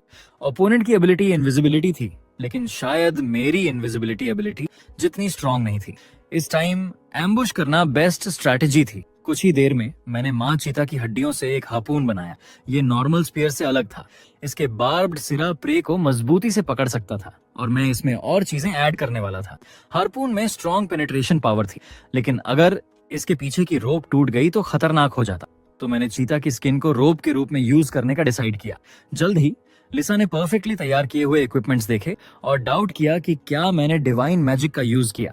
ये सुनकर मैं स्पीचलेस था। अगर मैंने डिवाइन पावर मास्टर कर ली होती तो मुझे इतनी मेहनत करने की जरूरत ही नहीं होती। मैं सीधा मॉन्स्टर की पिटाई करने चला जाता। आखिरकार कई घंटों बाद सब तैयार हो गया। जब लिसा ने देखा कि मैं माँ चीता की हड्डियों से उसके बच्चे का शिकार करने जा रहा हूँ तो उसने महसूस किया कि मैं बहुत क्रूर हूँ, लेकिन ये भी काफी नहीं था। तो मैंने एक हाई लेवल मैजिक स्टोन निकाला। ये देखकर लिसा ने तुरंत मुझे रोकने की कोशिश की। उसे अंदाजा भी नहीं था कि मैं एक हार्पून पर इतना बड़ा रिस्क लूंगा, लेकिन ये रिसोर्सेज का पूरा यूज था। अगर मैं छोटे चीता को नहीं मार पाया तो इस मैजिक स्टोन को रखने का कोई फायदा नहीं था। जल्द ही मैजिक स्टोन की पावर से लोडेड हार्पून ने स्ट्रॉन्ग एनर्जी रेडिएट करना शुरू किया। अब harpoon high grade unique level तक पहुंच गया था और उसकी सारी एट्रीब्यूट्स 20% बढ़ गई थी। ये इफेक्ट मेरी एक्सपेक्टेशन से डबल था। ये हाई लेवल मैजिक स्टोन की पावर ही होनी चाहिए। नए बने इक्विपमेंट्स लेकर मैं फिर से इम्प्रेस से कांटेक्ट करने के लिए फोन बूथ पहुंचा। वो पहले से ही स्क्वायर की तरफ जा रही थी। मैंने उसे तुरंत अंदर न जाने को कहा। मॉन्स्टर के पास इनविजिबिलिटी स्किल थी और केयरलेस एंट्री अटैक में बदल सकती थी। छोटा चीता उसी जगह के पास होना चाहिए जहां माँ चीता मरी थी। वो बहुत पॉसिबल है कि अपनी माँ का बदला लेने की तलाश में हो, तो मैंने एम्प्रेस को सावधान रहने के लिए कहा। आखिरकार माँ चीता को हमने ही मारा था। फिर लिसा ने अचानक आगे व्हीकल्स देखे। कार में बैठी शख्स एम्प्रेस कैंग मेरे थी। हालांकि वो अभी भी मेरी पहचान नहीं जानती थी। एम्प्रेस ड्राइव करते हुए मेरी प्लान के बारे में पूछ रही थी। मेरी प्लान सिंपल थी, हार्पून का यूज करके उसे गिराना ताकि वो इनविजिबिलिटी एबिलिटी यूज ना कर सके।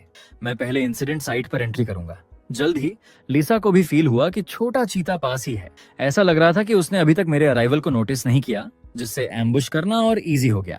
फिर मैंने हार्पून के दूसरे एंड को जमीन में मजबूती से फिक्स कर दिया। अब मुझे बस छोटे चीता के आने का वेट करना था। उसकी एनर्जी मेरी और लिसा की परसेप्शन से बच नहीं सकती थी। कुछ ही देर में एक अजीब ठंडी एनर्जी धीरे धीरे फैलने लगी। उस पल मेरे बगल में छोटा चीता खड़ा था, लेकिन उसने मुझे नोटिस नहीं किया था। वो अपनी इनविजिबिलिटी एबिलिटी पर बहुत ज्यादा कॉन्फिडेंट था। उसे नहीं पता था कि लिसा और मैं पहले ही उसे लॉक कर चुके हैं और इनविजिबिलिटी स्टेट में मेरे पैसिव ने हर एक को 10% डैमेज बोनस दे दिया। अगले ही पल मैंने अचानक हार्पून फेंका। स्पीड से उड़ता हुआ हार्पून सीधा वार करने की इच्छा लेकर आया और फिर उसने छोटे चीता के शरीर को जोरदार तरीके से हिट किया। इस अचानक अटैक ने चीता को दर्द से चीखने पर मजबूर कर दिया, लेकिन असली दर्द तो अभी बाकी था। मेरे हमलों में एक्स्ट्रा डैमेज था, लेकिन फिर भी हार्पून ने चीता के शरीर का सिर्फ आधा हिस्सा ही छेदा। लकीली उसकी डिफेंस और अटैक बहुत स्ट्रांग नहीं थे, वरना असर बहुत कम हो जाता। दर्द से तड़पते हुए चीता अब गुस्से में मुझे घूरने लगा। लिसा ने तुरंत मुझे वार्न किया और मैंने तुरंत रिएक्ट किया। तभी मॉन्स्टर का अटैक मेरी ओर मुड़ा। उसकी स्पीड अनबिलीवेबल थी, लेकिन मैं किसी तरह इस वार से बच गया। जैसे ही चीता पीछा करने की तैयारी करने लगा, मेरे फेंके गए हार्पून ने आखिरकार अपना असली काम करना शुरू किया। चीता को महसूस हुआ कि वो आगे नहीं बढ़ पा रहा है, क्योंकि पीछे से हार्पून की रोप ने उसे जकड़ रखा था। उसके शरीर में फंसे बार्ब्स उसे और भी दर्द दे रहे थे। रोप मेरी उम्मीद से कहीं ज्यादा स्ट्रांग थी। अब मुझे बस यही करना था कि बचे हुए हार्पून से उस पर लगातार अटैक करता रहूं और ये बैटल लगभग जीत ली जाएगी। अगले ही पल मैंने तुरंत दूसरा हार्पून उठाया। चीता के दर्द से डिस्ट्रैक्ट होने का फायदा उठाते हुए मैंने अचानक उसे भी फेंक दिया और यह हार्पून भी चीता के फ्लैश को चीर गया। उसकी टेरिफाइंग चीख सुनकर मेरा मन हुआ कि सारे हार्पून इस्तेमाल करके इसे खत्म कर दूं, लेकिन तभी मुझे क्राइसिस का एहसास हुआ। वो दर्द झेलकर भी मुझ पर टूट पड़ा। मैंने दोनों हाथ उठाकर इस अटैक को ब्लॉक किया। एक पल में मेरे ग्लव्स टूटकर चकनाचूर हो गए। इस जबरदस्त इम्पैक्ट ने मुझे कई मीटर पीछे धकेल दिया, लेकिन मुझे सबसे ज्यादा दुख इस बात का हुआ कि उन ग्लव्स में लगी मेरी बनाई स्पेशल बोन ब्लेड अब टुकड़ों में बिखर गई थी। हालांकि मेरी आर्म्स सेफ थी, अब उन्हें बाद में रिपेयर करना होगा। ये देखकर लिसा भी शॉक्ड रह गई। उसे उम्मीद नहीं थी कि वो ग्लव्स सच में काम करेंगे। तभी चीता ने अपने पंजे घुमाए और उनसे निकला एक शार्प एनर्जी ब्लड ब्लेड। मैं तुरंत जंप करके उस अटैक से दूर हो गया, लेकिन ब्लड ब्लेड की डिस्ट्रक्टिव पावर देखकर मैं और लिसा दोनों दंग रह गए। होश में आते ही लिसा बोली कि यही उसकी एबिलिटी है। उसका यह अटैक मुझे भी सरप्राइज कर गया। मुझे उम्मीद ही नहीं थी कि इसके पास लॉन्ग रेंज कैपेबिलिटी होगी, लेकिन यही तो लेवल 3 वाले मॉन्स्टर की स्ट्रेंथ होती है। अब चीता की मूवमेंट में थोड़ी स्लोनेस साफ दिखाई दे रही थी। लगातार वायलेंट एक्शन से उसके घावों से ब्लीडिंग हो रही थी। जितना वो स्ट्रगल करता उतनी ही उसकी चोटें और बढ़ रही थीं। लग रहा था कि छोटा चीता अब हालात समझ चुका था। अगले ही पल उसने अपने मुंह से हार्पून की रोप काट डाली। ये देखकर लिसा ने तुरंत मुझे वार्न किया कि अगर मैंने अभी एक्शन नहीं लिया तो वो सारी रस्सियां तोड़ देगा। मैंने जल्दी से आयरन पोस्ट उठाया और हार्पून को ग्राउंड में फिक्स कर दिया। पहले तो मैं सोचता था कि मॉन्स्टर्स में कोई इंटेलिजेंस नहीं होती, लेकिन अब साफ था कि जब ये हायर लेवल तक पहुंचते हैं तो स्ट्रेंथ और इंटेलिजेंस दोनों में बहुत सुधार हो जाता है। मैंने फिर हार्पून उठाया, तैयार कि उसकी मूवमेंट को ब्लॉक कर सकूं। छोटे चीता ने भी बिना हिचक दूसरा ब्लड ब्लेड छोड़ा, लेकिन मैं फिर भी उससे बच निकला। फिर मैंने पूरी फोर्स से हार्पून फेंका। इस बार मेरा टारगेट था उसका पंजा। उसके शरीर में पहले से ही 3 हार्पून धंसे हुए थे और अब पंजे में फंसा हार्पून उसे अटैक करने से रोक रहा था। चीता पागलों की तरह चीख उठा। लिसा ने मेरे थ्रोइंग स्किल की प्रेज की।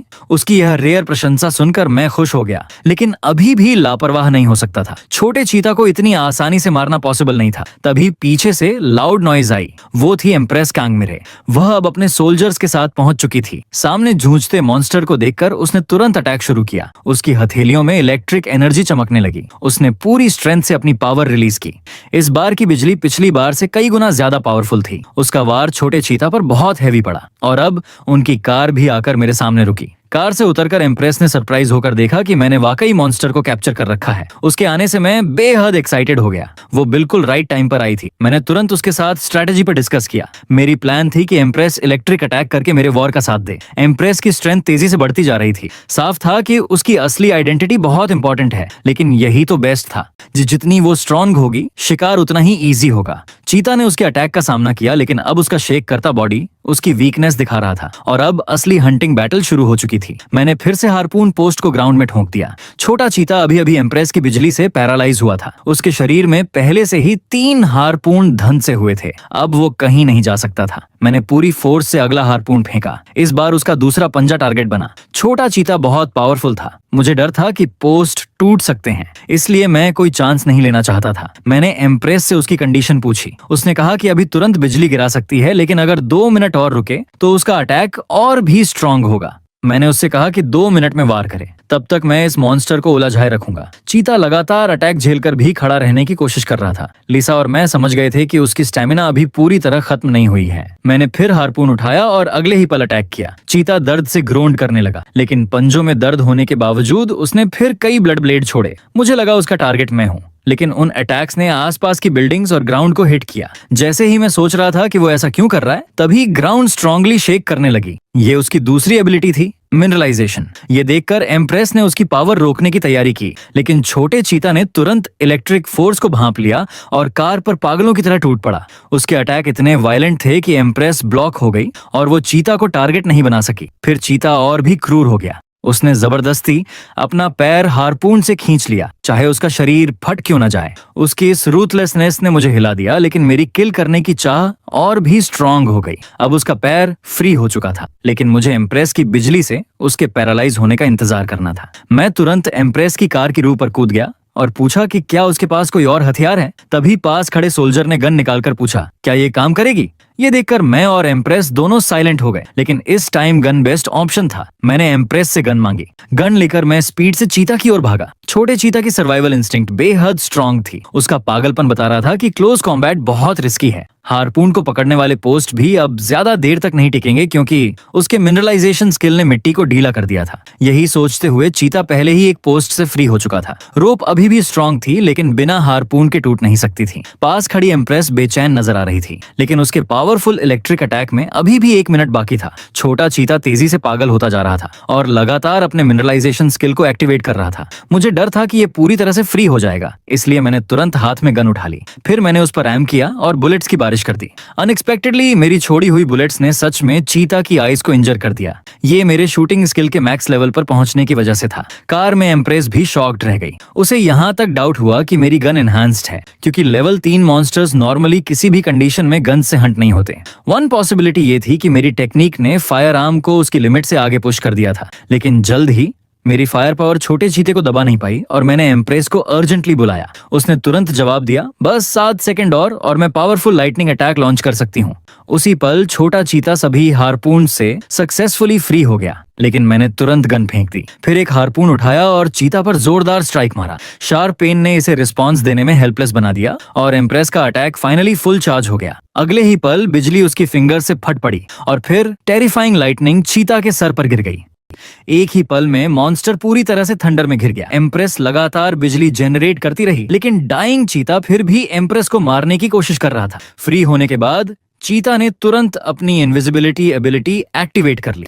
इससे एम्प्रेस को बिल्कुल अंदाजा नहीं था कि वो कहां से अटैक करेगा, लेकिन इससे पहले कि चीता एम्प्रेस पर हिट कर पाता, मैं ऑलरेडी उसके सिर के ऊपर पहुंच चुका था। नेक्स्ट मोमेंट मेरे हाथ में हारपून ने जोरदार तरीके से उसकी स्कल को पियर्स कर दिया। अपनी लास्ट सांस लेते हुए छोटा चीता फाइनली जमीन पर गिर पड़ा। खतरा टल जाने के बाद एम्प्रेस क्यूरियस थी कि मैंने चीता को कैसे डिटेक्ट किया, लेकिन मैंने रिप्लाई नहीं किया, बल्कि अनगिनत रोप्स का यूज करके चीते को बांध दिया। लीसा को समझ नहीं आया कि मैंने मॉन्स्टर को तुरंत क्यों नहीं मारा। इसे देखकर मैंने उसे एक्सप्लेन किया कि मैं सब कुछ अकेले नहीं रख सकता था। जब एम्प्रेस आई तो वो मेरे एक्शन से हैरान थी, क्योंकि इस बार मैंने खुद उसे टीम में ज्वाइन करने के लिए इनवाइट किया था और मैं पूरा एक्सपीरियंस अपने पास नहीं रखना चाहता था। हालांकि ये इनवाइट उसे थोड़ा सडन लगा, लेकिन एम्प्रेस खुशी खुशी मेरी टीम में शामिल हो गई। कुछ टाइम बाद सिस्टम ने नोटिफाई किया कि हमने सक्सेसफुली टीम बना ली है। उस पेज को देखकर, जिसे मैंने पहले कभी नहीं देखा था, मेरा फेस अननोन एक्साइटमेंट से भर गया। एम्प्रेस मुझे इतना खुश देखकर कंफ्यूज थी, लेकिन जब उसने पूछा कि क्या ये मेरी फर्स्ट टाइम टीम बनाना था, तो मैं तुरंत काल्म हो गया और एक्सक्यूजेस देने लगा। अब बारी थी इस लेवल 3 मॉन्स्टर को बुचर करने की। डाइंग चीता को देखते हुए मैंने उसे फाइनल गुड बाय दिया, फिर सीधे उसे किल कर दिया। चीता को किल करने से मिला एक्सपीरियंस मुझे सीधा लेवल 36 तक ले गया। सभी एट्रीब्यूट्स 10 पॉइंट्स बढ़ गए। पास में लीसा मुझे इतने लेवल्स अप होते देखकर संतुष्ट लगी, लेकिन लेवल अप करने के बाद मुझे चक्कर आने लगे। ये एक बार में बहुत ज्यादा एक्सपीरियंस गैन करने के कारण था। पास में एम्प्रेस को भी नौजिया फील हुआ। लीसा ने बताया कि लेवल 3 मॉन्स्टर्स को किल करने से लेवल 2 के मुकाबले कहीं ज्यादा एक्सपीरियंस पॉइंट मिलता है। कंटिन्यूअस लेवलिंग की वजह से साइड इफेक्ट्स ने हमें बहुत अनकंफर्टेबल कर दिया, लेकिन कुछ समय बाद हम ठीक हो जाएंगे। थोड़ी देर बाद एम्प्रेस और मैं फाइनली नॉर्मल हो गए। अब लूट डिस्ट्रीब्यूट करने का टाइम आ गया था।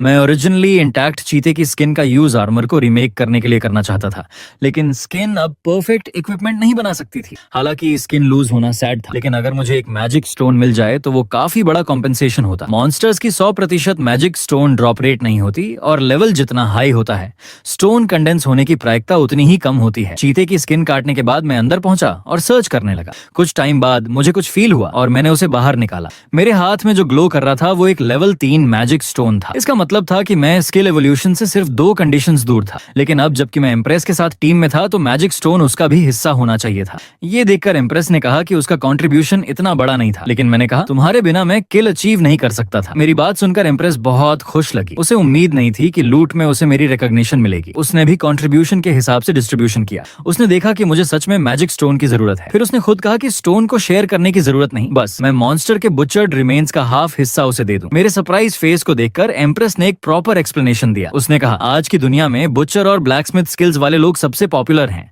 अगर आप बुचरिंग से रिवॉर्ड्स नहीं निकाल सकते, तो चाहे आप कितने भी मॉन्स्टर स्किल कर लो, कोई फायदा नहीं। इसलिए तुम्हारा यूनिक बचरिंग स्किल किसी भी चीज से ज्यादा इंपॉर्टेंट है। जैसे ही मैंने चीता को कट करना शुरू किया, एम्प्रेस ने अपने लोग बुलाए ताकि मटेरियल ले जाने में हेल्प कर सकें। सीन देखकर लीजा ने सोचा कि मुझे एम्प्रेस के साथ अच्छे रिलेशन बनाने चाहिए। आखिर ऐसी बैकग्राउंड और स्ट्रेंथ वाले लोग रेयर होते हैं। हालांकि लीसा राइट थी, लेकिन सोशली एंग्शियस होने की वजह से मेरे लिए रिलेशनशिप बनाना अभी भी मुश्किल था। कुछ देर बाद मैंने फाइनली छोटे चीते को पूरी तरह से कट कर दिया। एम्प्रेस के साथ आए लोग कई ट्रक्स लेकर आए थे और उसने सबको मटेरियल लोड करने का इंस्ट्रक्शन दिया। मटेरियल हैंडल करने के बाद एम्प्रेस ने मुझे बहुत थैंक्स कहा कि मैंने न सिर्फ उसे एक्सपीरियंस दिलाने के लिए साथ लिया बल्कि उसे ह्यूज मॉन्स्टर मटेरियल भी दिया। ये देखकर मैंने कहा कि छोटे चीते को किल करने में उसने भी बहुत मदद की। लेकिन फिर एम्प्रेस ने मुस्कुराते हुए हमारी टीम को डिसमिस करना चाहा। ये सुनकर मेरा दिल टूट गया। मैंने सोचा कि शायद मैंने कुछ ऐसा किया जो उसे पसंद नहीं आया, लेकिन एम्प्रेस ने कहा, मुझे लगता है कि मेरे और तुम्हारे बीच का अंतर बहुत बड़ा है। अगर हम कंटिन्यू करेंगे तो शायद मैं तुम्हें पीछे खींच लूंगी। जब मेरी स्ट्रेंथ तुम्हारे बराबर होगी तब मैं तुम्हें फिर से टीम इनवाइट भेजूंगी। उसके रियल थॉट्स जानकर मैंने फोर्स नहीं किया और अग्री किया कि फ्यूचर में मैं इस पर जरूर कंसिडर करूंगा। मेरी रिस्पांस पाकर एम्प्रेस ने मेरे कैरेक्टर की बहुत तारीफ की। उसने सोचा कि मैं पहले की तरह प्रिंसिपल्स वाला हूँ। उसी वक्त मैंने भी एम्प्रेस का बढ़ाया हाथ पकड़ लिया। अगले ही पल हमारी टीम डिसमिस हो गई। हालांकि मुझे अकेले होने की फ्रीडम वापस मिल गई थी, लेकिन एक साथी खोने से मुझे थोड़ा सैडनेस हुआ। फिर भी मैंने एम्प्रेस के चॉइस का रिस्पेक्ट किया। फ्यूचर में जब हम दोनों स्ट्रॉन्गर होंगे तो फिर से साथ काम करेंगे। इस बीच एम्प्रेस के साथ आए लोगों ने कहा कि अब जाने का टाइम है, लेकिन जैसे ही वो ड्राइव करने वाले थे एम्प्रेस को अचानक कुछ याद आया। उसने मुझे रोक लिया जब मैं घर जाने की तैयारी कर रहा था। असल में उसे मेरे कॉन्टैक्ट डिटेल्स और रियल नेम चाहिए थे और उसने वादा किया कि वो किसी को नहीं बताएगी। सनसेट में एम्प्रेस को देखकर मुझे लगा कि वो ट्रस्टवर्दी है और लगातार 2 फाइट्स के बाद मुझे लगा कि मेरे दिल में ऑलरेडी आंसर है। फिर मैंने उसे अपना नाम और कॉन्टैक्ट डिटेल्स दोनों देने का फैसला किया। मेरा नाम जानने के बाद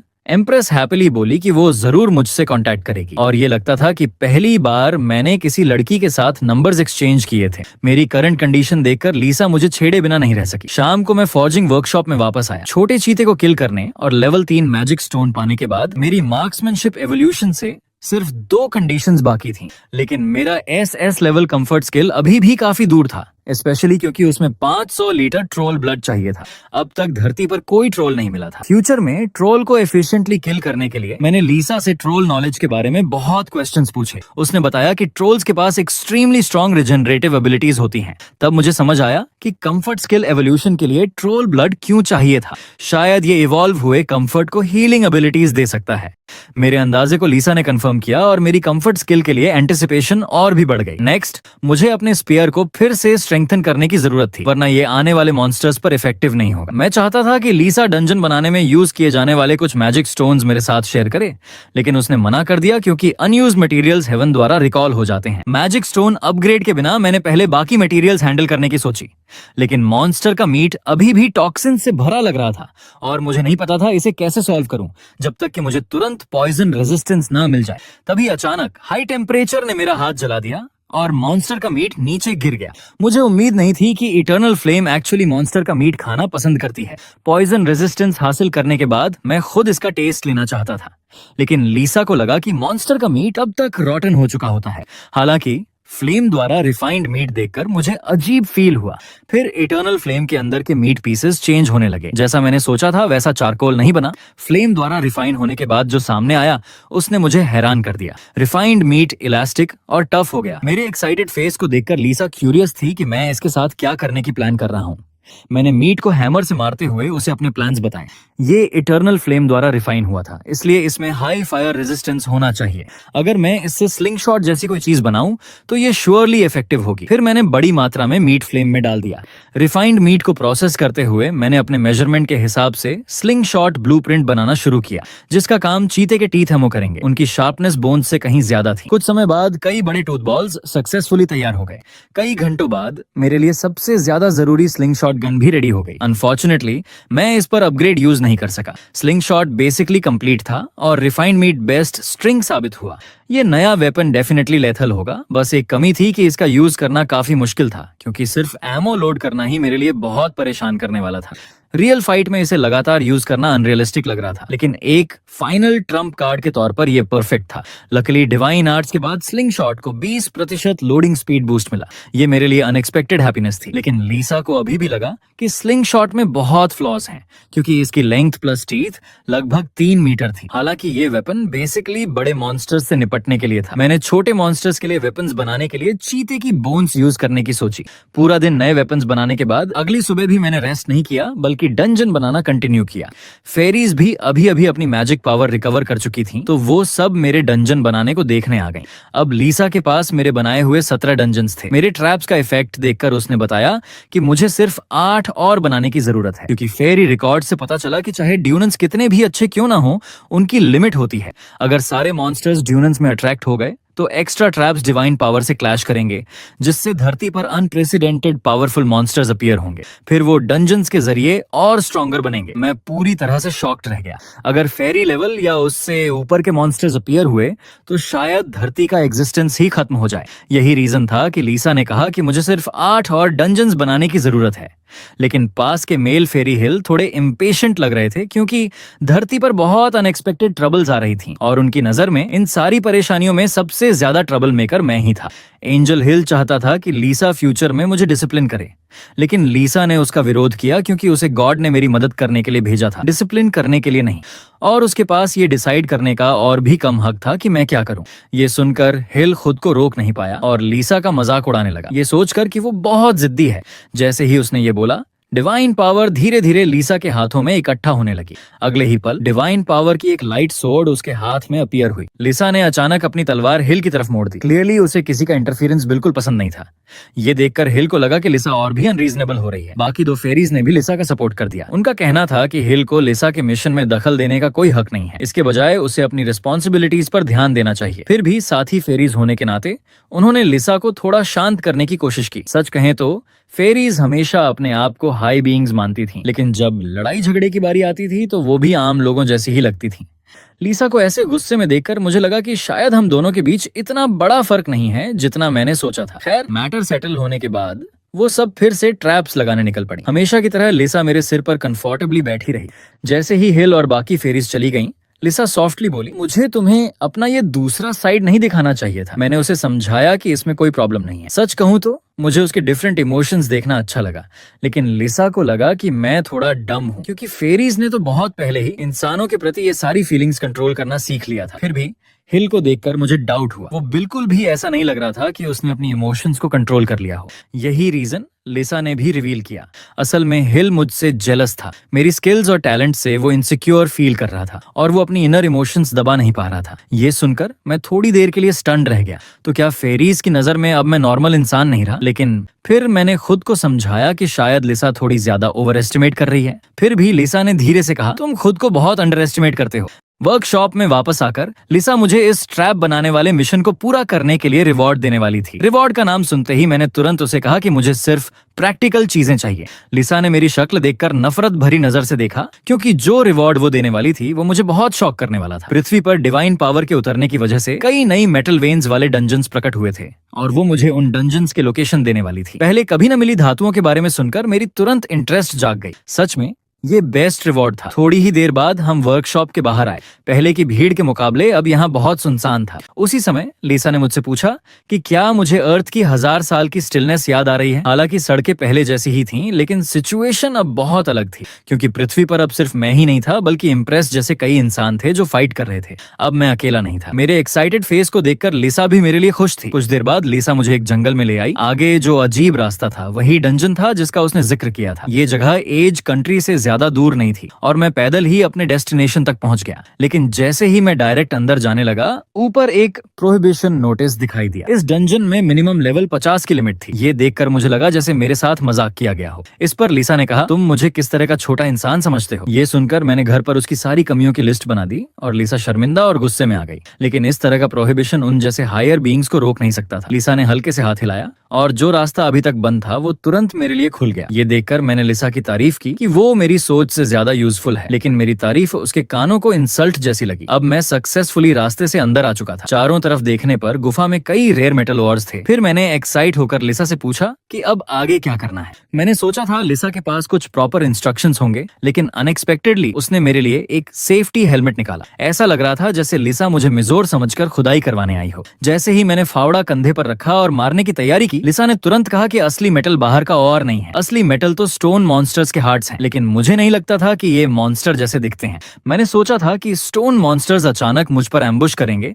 लेकिन लिसा ने कहा कि वो हिल भी नहीं सकते। ये सुनकर मुझे थोड़ी डिसअपॉइंटमेंट हुई, क्योंकि आने वाला टाइम बहुत बोरिंग होने वाला था। अच्छा हुआ कि फॉर्जिंग के टाइम पर मैंने नए टूल्स बनाए थे, जिनमें से एक था हैवी एक्स हैमर। इसे देखकर लिसा ने भी माना कि ये टूल और मॉन्स्टर्स से निपटने के लिए परफेक्ट है, लेकिन इस टूल में कई फ्लॉज थे। एक बार मुझे रेयर मेटल मिल गया तो शायद मैं इसे फेंक दूं। खुद को रेडी करने के बाद मैंने पूरी ताकत से एक्स हैमर घुमाया। अगले ही पल हार्ड मॉन्स्टर पत्थर के टुकड़ों में टूट गया। मुझे जिसकी उम्मीद नहीं थी वो ये था कि मुझे सिर्फ एक्सपीरियंस पॉइंट्स ही नहीं मिले, बल्कि मेरे क्रिटिकल स्ट्राइक स्किल का लेवल भी अप हो गया। सबसे शॉकिंग ये था कि मॉन्स्टर एक हिट भी नहीं झेल पाया। मॉन्स्टर के टूटने पर जो शाइनी मेटल ब्लॉक्स पीछे बचे वही उनके हार्ट्स थे, और यही इस जर्नी के जरूरी रेयर ऑर्स भी थे। नॉर्मली जब और मॉन्स्टर्स को खतरा महसूस होता है तो वो अपने मेटल हार्ट्स का यूज उस बॉडी पार्ट को स्ट्रॉन्ग करने में करते हैं जिस पर अटैक हो रहा हो। इसलिए दो लोगों का एक साथ ब्रेन लगाना सबसे इजी तरीका था। हालांकि क्योंकि ओपोनेंट सिर्फ सेकंड लेवल का मॉन्स्टर था, ये मेरे अटैक को बहुत मुश्किल से ही झेल पा रहा था। आगे के टाइम में मैंने लगातार मेटल हार्ट्स कलेक्ट करना शुरू कर दिया, और मिला एक्सपीरियंस मुझे लेवल 1 तक अपग्रेड कर गया। लेकिन पूरा दिन काम करने के बाद इस वक्त मैं बहुत बोर हो चुका था।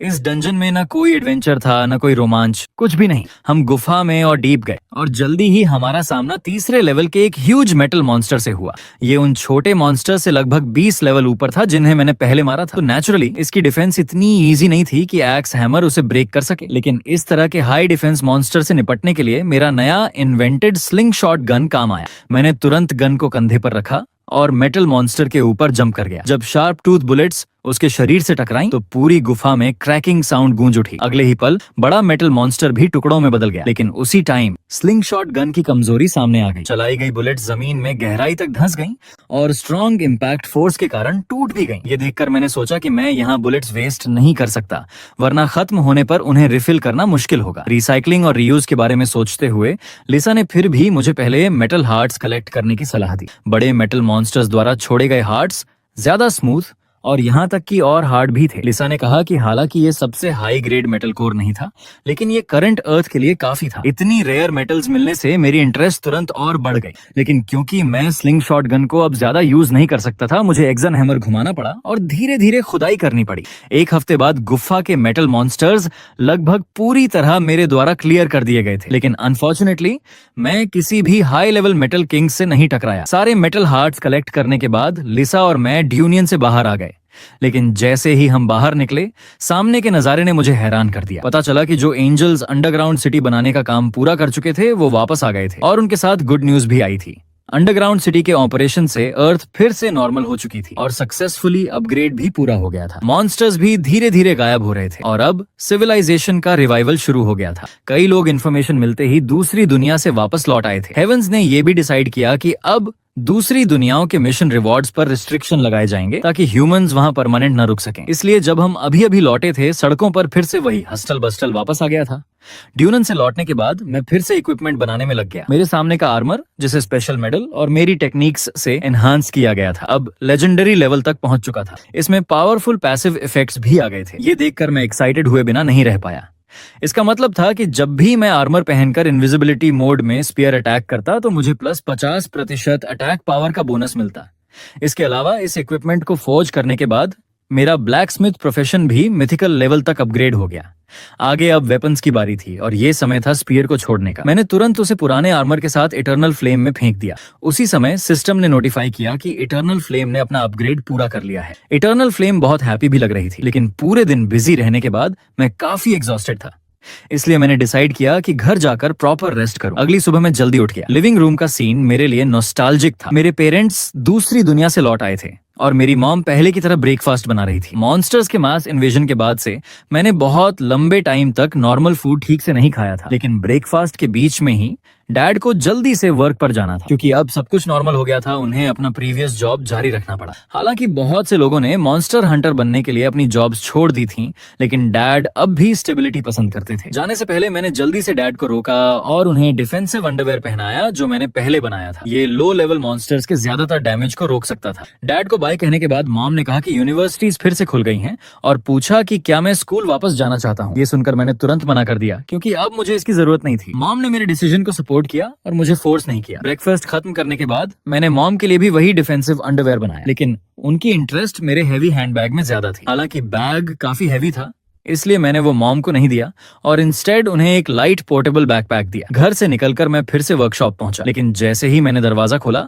अंदर एवरीथिंग पूरी तरह रेनोवेटेड हो चुका था। पता चला कि ये गॉड की तरफ से एक रिवॉर्ड था। वर्कशॉप के सारे टूल्स अब हाई लेवल के थे और ये मटेरियल्स तो केवल अर्थ के सेकंड स्टेज में डेवलप होने के बाद ही मिल सकते थे। जैसे ही मैं ब्राइट आईज से उन्हें देख रहा था और लीसा ऑफ गॉड का थैंक्स कर रहा था, लीसा ने कहा कि ये सारे रिवॉर्ड्स नहीं है। फिर वो मेरे पास एक बुक लेकर आई, इसमें पॉइजन रेजिस्टेंस स्किल थी। ये मुझे लेवल 4 मॉन्स्टर्स के पॉइजन को रेजिस्ट करने में हेल्प करेगी। ये देखकर मैं और भी एक्साइटेड हो गया, क्योंकि इसका मतलब था कि फ्यूचर में मैं मॉन्स्टर मीट भी फ्रीली खा सकता था। अब लास्ट रिवॉर्ड बचा था। अर्थ ने अपना एवोल्यूशन पूरा कर लिया था, इसलिए लिसा मुझे उस डंजन का लोकेशन देने वाली थी जहां ट्रॉलर्स दिखाई दिए थे। वो जगह वास्तव में कंट्री एन में थी। लिसा से इन्फो मिलने के बाद मैंने तुरंत टिकट खरीदी और एयरपोर्ट पहुंच गया। मेरी इतनी जल्दी का कारण ये था कि ये मेरी फर्स्ट एयरप्लेन जर्नी होने वाली थी। लेकिन तभी लिसा ने माथा पकड़ लिया और बोली, मुझे लगता है मैं कुछ भूल गई। उसने कहा कि अर्थ का ऑर्डर अब पूरी तरह रिस्टोर हो चुका है और अब फॉरेन ट्रैवल के लिए पासपोर्ट और वीजा जरूरी है। ये तो बेसिक कॉमन सेंस था, लेकिन मेरे पास दोनों में से कुछ भी नहीं था। ये सुनकर मैं शॉक्ड हुआ। फिर धीरे से बोला कि मेरे पास एक और तरीका है, इनविजिबिलिटी इफेक्ट यूज करके चुपचाप पार करना। जैसे ही मैंने सोचा कि एयरपोर्ट में कोई भी मुझे डिटेक्ट नहीं कर पाएगा, मैं खुशी खुशी प्लेन में सवार हो गया। सीट पर बैठने तक मुझे क्लियर हो गया कि मॉडर्न सर्वेलेंस इनविजिबिलिटी स्किल को डिटेक्ट नहीं कर सकती। मेरे बगल में बैठी यंग वुमन कुछ ड्रिंक्स पुश कर रही थी। मैंने बेशर्मी से एक बोतल उठा ली। इससे वो शॉक रह गई, समझ ही नहीं पाई कि हुआ क्या। फ्लाइट के दौरान मैंने बाहर फाइटर जेट्स उड़ते देखे। प्लेन पर जारी न्यू गाइड के अनुसार ये हवाई मॉन्स्टर क्राइसिस से निपटने के लिए था, इसलिए पूरी फ्लाइट की सुरक्षा केपेबल इंडिविजुअल्स वाले फाइटर जेट्स कर रहे थे। अब मुझे समझ आया कि एयर टिकट्स इतने महंगे क्यों थे। ट्रोल डंजन वाले लास्ट सिटी तक पहुंचने के लिए मुझे एक सिटी में ट्रांसफर करना था। मैं धीरे धीरे सोने के लिए लेट गया। मन ही मन सोचता रहा कि ये सफर बहुत आसान लग रहा है, लेकिन जैसे ही मैं एक सिटी पहुंचा, एक्सीडेंट हो ही गया। अचानक मॉन्स्टर अटैक ने लिसा और मुझे दोनों को साइलेंस कर दिया। लेकिन मैं ऐसा इंसान नहीं था जो खतरे से डरे। मैंने तुरंत मास्क पहना और एक्शन के लिए रेडी हो गया। लिसा ने कहा कि ये कोई ऑर्डिनरी मॉन्स्टर का हमला नहीं है, बल्कि हाई चांस है कि डिस्ट्रक्शन ट्रैप्स में प्रॉब्लम हुई है। हालांकि बहुत ज्यादा नंबर में मॉन्स्टर्स उसमें शामिल थे, लेकिन जो बचे हुए थे या एवोल्यूशन के बाद नए निकले थे, वो म्यूटेटेड हो गए थे और पहले से कहीं ज्यादा पावरफुल थे। सिचुएशन को देखते हुए लिसा ने कहा कि ये मॉन्स्टर्स डिस्ट्रक्शन ट्रैप की ऑरा अब्सॉर्ब कर सकते हैं, जिससे बाहरी माहौल भी बदल जाता है। दूसरे शब्दों में, हालांकि ऑर्डिनरी मॉन्स्टर्स डंजन के अंदर फंसे हुए थे, लेकिन डंजन से बाहर निकलने वाले मॉन्स्टर्स बाहरी दुनिया को भी डंजन में बदल सकते थे। ये ओवरफ्लो फिनोमेनन था जो वर्ल्ड के डेवलपमेंट या डंजन के पैदा होने के शुरुआती समय में सबसे ज्यादा होने की संभावना थी। लिसा ने मुझे जल्दी से मॉन्स्टर्स खत्म करने के लिए कहा, क्योंकि ये बदले हुए मॉन्स्टर्स दूसरे डंजन्स के साथ तालमेल बैठा सकते थे। अगर आज किसी भी मॉन्स्टर को भागने दिया तो दूसरी जगह भी ओवरफ्लो जरूर होगा। उसकी बातें सुनकर मैं हिल गया। अर्थ की स्थिति अब बहुत खतरे में थी। इससे मैं गुस्से में भी आ गया। उन्होंने साफ कहा था कि मैं यहाँ रिवॉर्ड लेने आया हूँ, लेकिन एंड में फिर से मुझे ही गड़बड़ साफ करना पड़ रहा था। बेबस होकर लिसा ने कहा, हमें ओवरफ्लो को रोकना ही होगा, और फिर उसने मुझे स्टेटस रिलेटेड स्किल्स वाले रिवॉर्ड्स के साथ एक नया मिशन दे दिया। ये सुनते ही मैंने खुशी से तुरंत मिशन एक्सेप्ट कर लिया। लेकिन उसी टाइम अचानक चारों तरफ से एक बहुत बड़ा सैंडस्टॉर्म उठ गया। कुछ केपेबल इंडिविजुअल्स पीछे से आ रहे मॉन्स्टर्स का मुकाबला ही नहीं कर पा रहे थे। ये देखकर सिक्योरिटी गार्ड्स ने गन्स का इस्तेमाल करने की कोशिश की, लेकिन उनका अटैक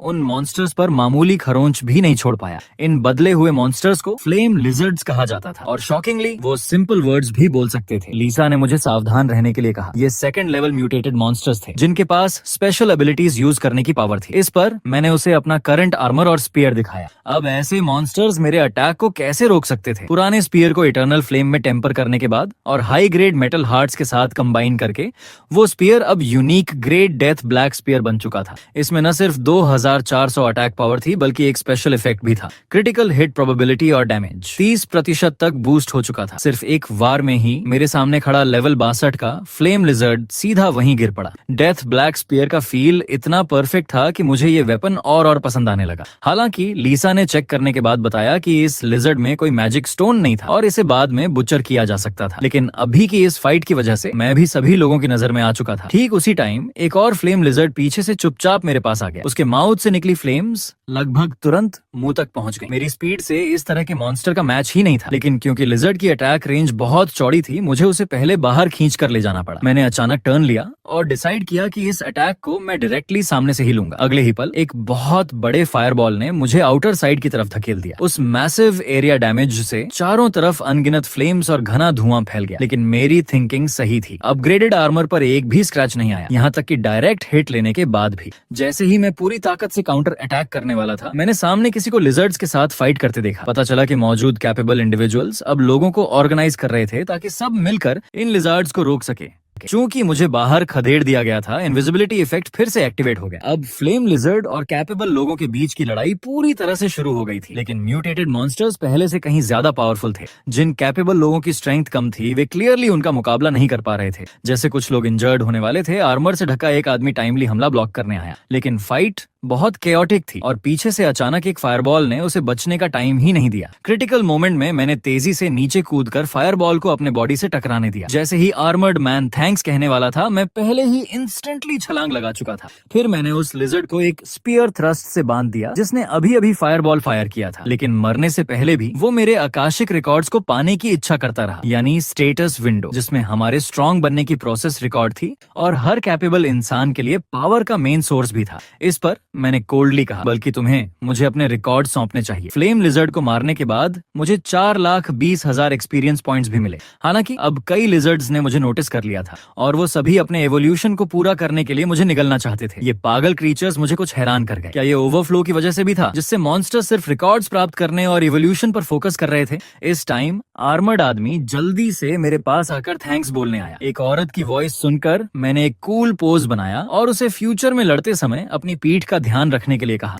जिस बात ने मुझे सबसे ज्यादा खुश किया वो ये थी कि उसने सच में मेरी तारीफ की कि मैं हैंडसम हूँ। हालांकि लीसा ने कहा कि ऐसा इसलिए था क्योंकि वो मेरा चेहरा नहीं देख सकती थी। टाइम गुजरता गया और लिजर्ड्स के साथ हमारी फाइट जारी रही। मेरे पीछे अब सभी मॉन्स्टर्स के कॉर्पसेस थे। मेरा लेवल भी 44 तक पहुंच गया था, लेकिन ये लिजर्ड्स आते ही जा रहे थे, जिससे मैं थोड़ा टायर्ड हो गया। लीसा ने कहा कि हमें पहले लीडर को मारने की जरूरत है जो एनवायरमेंटल चेंजेस को डायरेक्ट कर रहा था। अगर हमने उस बॉस को नहीं मारा तो मॉन्स्टर्स आते रहेंगे। लेकिन शुरुआत से ही मैं कई लिजर्ड से घिरा हुआ था जो एक साथ हमला कर रहे थे, इसलिए मैं उससे दूर भी नहीं जा पा रहा था। ये फ्लेम लिजर्ड पागल डीमंस की तरह थे। हर एक मुझे ऐसे देख रहा था जैसे उन्हें कोई खजाना मिल गया हो। न सिर्फ वो बहुत ज्यादा थे, बल्कि उनका लगातार बड़बड़ाना भी मुझे डिस्टर्ब कर रहा था। जितनी जल्दी आगे बढ़ना पॉसिबल था, मेरी किलिंग और भी तेज हो गई। मैंने हर मॉन्स्टर को एक भाले की वार से खत्म किया और लोग मुझे एक वॉर गॉड की तरह देखते रहे। पास के एक आदमी ने हैरानी से आह भरी, क्योंकि उनमें से कई के लिए एक मॉन्स्टर से निपटना काफी मुश्किल था। उसी समय लिजर्ड्स के एक ग्रुप को मारने के बाद मैं तुरंत हवा में कूद गया। आगे मुझे केयरफुली ढूंढने की जरूरत थी कि लिजर्ड्स का लीडर कौन था। जल्द ही मैंने ब्लैक लीडर को कई लिजर्ड्स द्वारा प्रोटेक्टेड पाया। बिना किसी हेजिटेशन के मैंने अपने स्पीयर के साथ नीचे चार्ज किया। पावरफुल फोर्स ने सभी लीडर गार्ड्स को मार डाला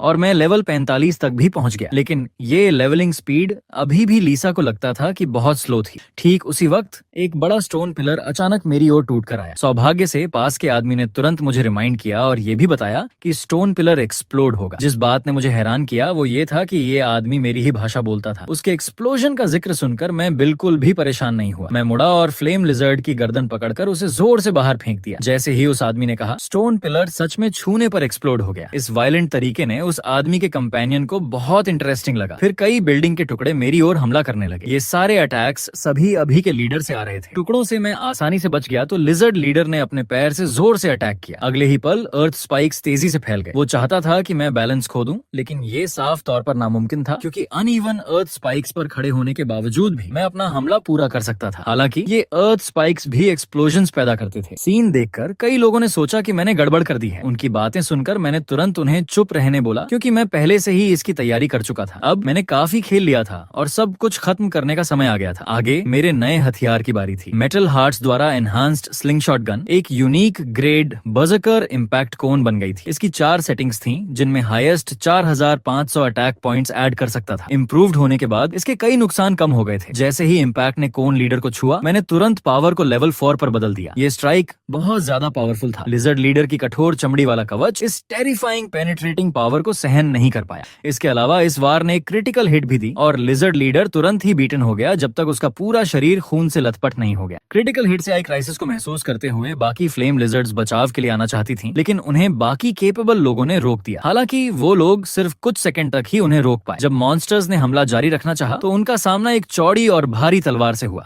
ये एक ब्लैक लॉन्ग सोर्ड थी जिसे प्योर मेटल हार्ट्स और कई हाई ग्रेड मटेरियल से इटर्नल फ्लेम टेम्परिक के जरिए फोर्ज किया गया था। जैसे ही मैं उस तलवार की डोमिनेटिंग प्रेजेंस से खुश हो रहा था, पीछे से लिजर्ड लीडर बोला। उसने फिर वही बात दोहराई कि वो मेरे रिकॉर्ड्स चाहता है और ताकतवर ह्यूमंस को निगलना चाहता है। फिर उसने एक चीख निकाली और मैं अभी पलटकर उसे मारने ही वाला था कि उसने अचानक अपना स्किल एक्टिवेट किया। तभी जमीन से ढेर सारे पत्थर उठने लगे और आखिर में एक ऊंचा स्टोन माउंटेन बन गया। वहां मौजूद सब लोग हैरान रह गए क्योंकि उस लिजर्ड लीडर ने पूरा बैटलफील्ड उड़ाने की प्लान बना ली थी। अनगिनत पत्थर दरारों के साथ टूटकर नीचे गिरने लगे, लेकिन वो लीडर बहुत जल्दी खुश हो गया था। वो अब भी सोच रहा था कि इंसानों को बदलकर दुनिया में सबसे ज्यादा पावरफुल हो जाएगा, लेकिन अफसोस अपनी बात पूरी करने से पहले ही मेरी मैसिव सोर्ड उसके ऊपर गिर चुकी थी। उसकी इमेजिनेशन के बारे में मैंने ठंडी आवाज में बस इतना कहा, सपने देखना बंद कर छिपकली की औलाद। उस लीडर को मारने के बाद आसपास का एनवायरनमेंट धीरे धीरे बदलने लगा, लेकिन उसने ज्यादा एक्सपीरियंस पॉइंट्स नहीं दिए। लिसा ने बताया कि म्यूटेटेड मॉन्स्टर्स उतने ही लेवल पर बस मजबूत होते हैं, उनसे ज्यादा एक्सपीरियंस पॉइंट नहीं मिलता। आखिरकार वो लीडर सिर्फ सेकंड टीयर का ही था। ये सुनकर मैं थोड़ा उदास तो हुआ, लेकिन कम से कम ये इवेंट खत्म हो गया। जब मैं नीचे आया तो सामने का नजारा चौंका देने वाला था। कई केपेबल लोग मुझे घेर चुके थे, उनमें से दो खास तौर पर बहुत एक्साइटेड लग रहे थे। एक लड़की ने कहा कि अगर मैं इंजर्ड हूँ तो वो मेरी मदद कर सकती है। उस समय मैंने उन्हें देखकर गलती से सोच लिया कि ये दोनों लवर्स हैं। ये सोचते ही मेरा चेहरा बदल गया और लिसा ने कहा कि उसे मुझ में जेलसी महसूस हो रही है। जब मैंने जवाब दिया कि मैं इंजर्ड नहीं हूँ तो मैंने उन्हें जल्दी से कहा कि बाकी बचे मॉन्स्टर्स को फिनिश करो और किसी को भागने मत दो। मेरे जाते हुए लुक को देखकर वो लड़की थोड़ी क्यूरियस हुई और बोली कि क्या मैं थर्ड क्लास जॉब चेंज करने वाला वॉरियर हूँ। समय धीरे धीरे बीतता गया और अब फ्लेम लिजर्ड्स को मारने की लड़ाई अंत के करीब थी, लेकिन उन्हें मारते वक्त मुझे अचानक पहले देखी गई मूवीज याद आ गईं। मैंने सोचा अगर मैं इतनी मेहनत से लिजर्ड्स को मारूं और उनमें से कोई एक बचकर चुपचाप भाग निकले तो फिर वो इंतजार करेगा कि मैं सिटी छोड़ दूं और उसके बाद दोबारा तबाही मचाने लौट आएगा। ये सुनकर लिसा ने आंखें घुमाई और बोली कि मैंने कैसी मूवीज देखी हैं। उसने कहा कि ऐसी बातें रियलिटी में मेरे सामने होना नामुमकिन है।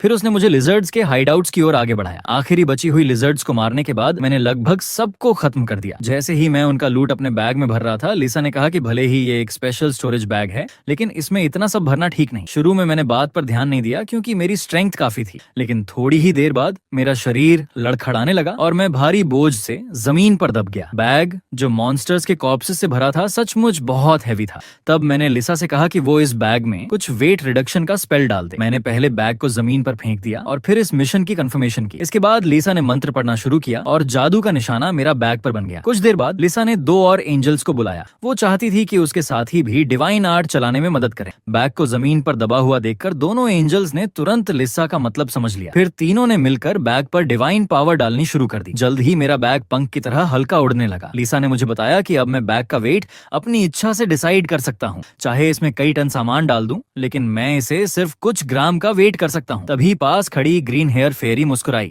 उसने कहा कि उसने आज मेरी फाइट देखी थी और जिस बच्चे की वो देखभाल कर रही थी उसने भी इस लड़ाई में हिस्सा लिया था। ये सुनकर मैं चौंक गया। पता चला कि मेरे अलावा और भी ह्यूमंस थे जिन्हें फेरी जैसी मदद मिल रही थी। लिसा ने बताया कि ये सच है और ऐसे रेयर, स्पेशल और केपेबल लोगों की रक्षा के लिए ही किया जाता है। उस ग्रीन हेयर्ड फेरी का नाम पेरीता था और जिस बच्चे की वो देखभाल कर रही थी उसका नाम था रुयुना, एक प्रीस्ट जिसे गॉडेस ऑफ ब्यूटी ने आशीर्वाद दिया था। उसने होप किया कि अगर फ्यूचर में मेरी मुलाकात उससे हो तो मैं उसकी मदद कर सकूं, लेकिन लिसा ने कहा कि उसके सामने अपनी पावर्स रिवील मत करना। पेरीटा थोड़ी शॉक्ड रह गई क्योंकि ये पहली बार था जब उसने लिसा को किसी ऑर्डिनरी ह्यूमन की परवाह करते देखा। क्या ये अफेक्शन की वजह से हो सकता है? उसकी साथी के वर्ड्स ने लिसा को तुरंत शर्मिंदा और गुस्सा कर दिया। फिर लिसा ने जल्दी से उन्हें यहाँ से जाने के लिए कह दिया। जाने से पहले पेरीटा ने मुझसे रुयुना का ख्याल रखने को कहा। उनके जाने के बाद लिसा ने मुझसे पूछा कि क्या मैं उसे और क्लोजली जानना चाहता हूँ, लेकिन एक ऐसे इंसान के रूप में जिसे सोशल एंग्जाइटी है, मेरे लिए किसी के पास जाकर खुद से बात करना पॉसिबल ही नहीं था। इसके बाद लिसा ने मुझे वो स्किल दिया जो उसने पहले से प्रॉमिस किया था।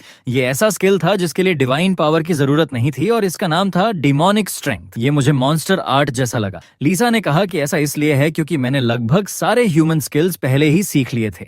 लिजर्ड्स को खत्म करने के बाद मैं यहाँ से जाने के लिए प्लेन पर चढ़ गया। मुझे उम्मीद नहीं थी कि वो दोनों भी उसी फ्लाइट में होंगी। वो मेरा फॉर्म नहीं देख पा रही थी और बोली, पेरिता ने साफ कहा था कि वो आदमी भी इस फ्लाइट पर होगा। और नेचुरली मैंने इनविजिबिलिटी का यूज करके चुपचाप पीछे रहकर उनकी बातें सुनना शुरू कर दिया। लेकिन किसी रीजन से जब मेरी उनसे मुलाकात हुई, मुझे एक बुरी अनहोनी का एहसास हुआ। एन सिटी पहुंचने के बाद मैंने तुरंत उस डंजन का पता लगाया जहां ट्रोल्स मौजूद थे और एंट्री की तैयारी की। लेकिन सामने का डंजन थोड़ा अजीब लग रहा था। आने से पहले लीसा ने सुना था कि ये बस एक नॉर्मल ट्रोल डंजन है, लेकिन जांच के बाद लीसा ने तुरंत समझ लिया कि क्या हुआ था। असल में ये दो डंजन्स का एक रेयर फ्यूजन था, इसी वजह से इसका गेट इतना बड़ा हो गया था। उसने मुझे बहुत सावधान रहने की वार्निंग दी क्योंकि इस डंजन में ट्रोल्स के अलावा और भी मॉन्स्टर्स हो सकते थे। लीसा की बात सुनकर मैं थोड़ा कंफ्यूज था। तब उसने साफ कहा कि आगे के डंजन में 2 बॉसेस होंगे जिनसे निपटना होगा। अंदर जाने पर यह डंजन एक रेयर पहाड़ी इलाका निकला और जल्द ही मैंने एक ट्रोल देखा, लेकिन ये वैसा नहीं था जैसा मैंने इमेजिन किया था। वो ट्रोल अचानक उबासी लेते ही सीधे सो गया। ये देखकर मैं स्टंड रह गया। उसे लेटने और सोने में सिर्फ कुछ सेकंड्स लगे। लीसा ने कहा, अधिकतर ट्रोल्स के पास रेस्टिंग स्किल होती है, इसलिए वो रेस्ट डेवलपमेंट के लिए जरूरी रिसोर्स बनते हैं। मैंने मन ही मन कहा, मुझे तो ऐसे स्टूपिड मॉन्स्टर्स बहुत पसंद हैं। धीरे धीरे पास जाकर मैंने तुरंत ट्रोल की लाइफ खत्म कर दी। जरूरी मटेरियल्स कलेक्ट करने के बाद मैं ये कहे बिना नहीं रह सका कि ये कितना इजी था। लीसा ने कहा कि ऐसा इसलिए था क्योंकि मैं बहुत ज्यादा पावरफुल था। अब प्रोग्रेशन पूरा करने के लिए मुझे अभी भी 500 ट्रोल्स की जरूरत थी, इसलिए मैं खुशी खुशी हंटिंग जर्नी पर निकल पड़ा। लेकिन तभी डंजन के गेट पर और लोग नजर आए। नए आने वाले थे रुयूना और किंग हाजिन, और उनके साथ फेरी पेरिटा भी थी। किंग हाजिन की बातों से मुझे पता चला कि वो लोग स्कॉर्पियन पॉइजन खोजने आए थे, जबकि रुयून बहुत एक्साइटेड लग रही थी। पेरिटा ने दोनों को इस डंजन में केयरफुल रहने की वार्निंग दी, लेकिन उनके अंदर जाते ही डंजन का गेट साइलेंटली रेड हो गया। समय गुजरते हुए कई दिन रातों में बदल गए। उस समय मैं कैंप में ट्रोल का मीट रोस्ट कर रहा था, क्योंकि मैंने पहले पॉइजन रेजिस्टेंस स्किल सीख ली थी।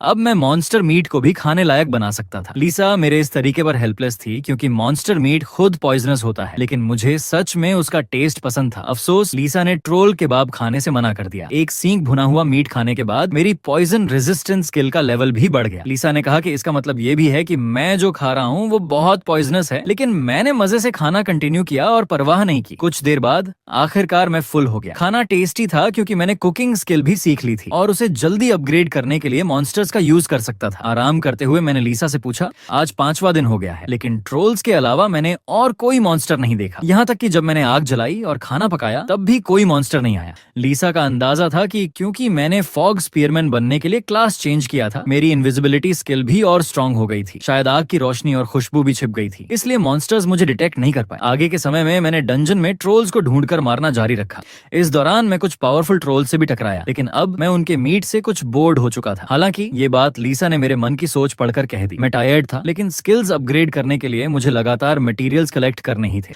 दर्जनों ट्रोल्स को मारने के बाद अचानक सिस्टम विंडो ने एक नोटिफिकेशन भेजा। बिना सेकंड प्रोफेशन के मैं लेवल 50 से ऊपर नहीं जा सकता था। तभी मुझे एहसास हुआ कि इन दिनों मॉन्स्टर्स को मारते मारते मेरा लेवल वहीं का वहीं रह गया था। तभी आकाशिक रिकॉर्ड्स ने मेरी कॉम्बैट हिस्ट्री के बेस्ड पर मेरे लिए 4 दूसरे प्रोफेशंस चुने। उसके बाद टीचर लीसा की छोटी सी क्लास सामने आई, फॉग स्पीयर मास्टर। ये मेरे मौजूदा प्रोफेशन का नेक्स्ट स्टेज था। इसमें आर्ट्स और एट्रीब्यूट हर तरफ से बहुत बढ़ जाते, लेकिन मैं इस प्रोफेशन को आगे चुनना नहीं चाहता था, क्योंकि अगर मैंने इसे और एनहांस किया तो शायद मेरी माँ भी मुझे ढूंढ नहीं पाएगी। दूसरा था ड्यूअल स्पेशलिस्ट। ये एक क्लोज कॉम्बैट प्रोफेशन था। इसमें वॉरियर हथियार फेंक सकता था और बॉडी को भी हथियार की तरह इस्तेमाल कर सकता था। तीसरा था बर्जकर। ये तो मेरे लिए और भी अनएक्सेप्टेबल था। ये ऐसा प्रोफेशन था जो डेथ तक लड़ेगा और बैटल फील्ड कभी नहीं छोड़ेगा जब तक ओपोनेंट मर न जाए।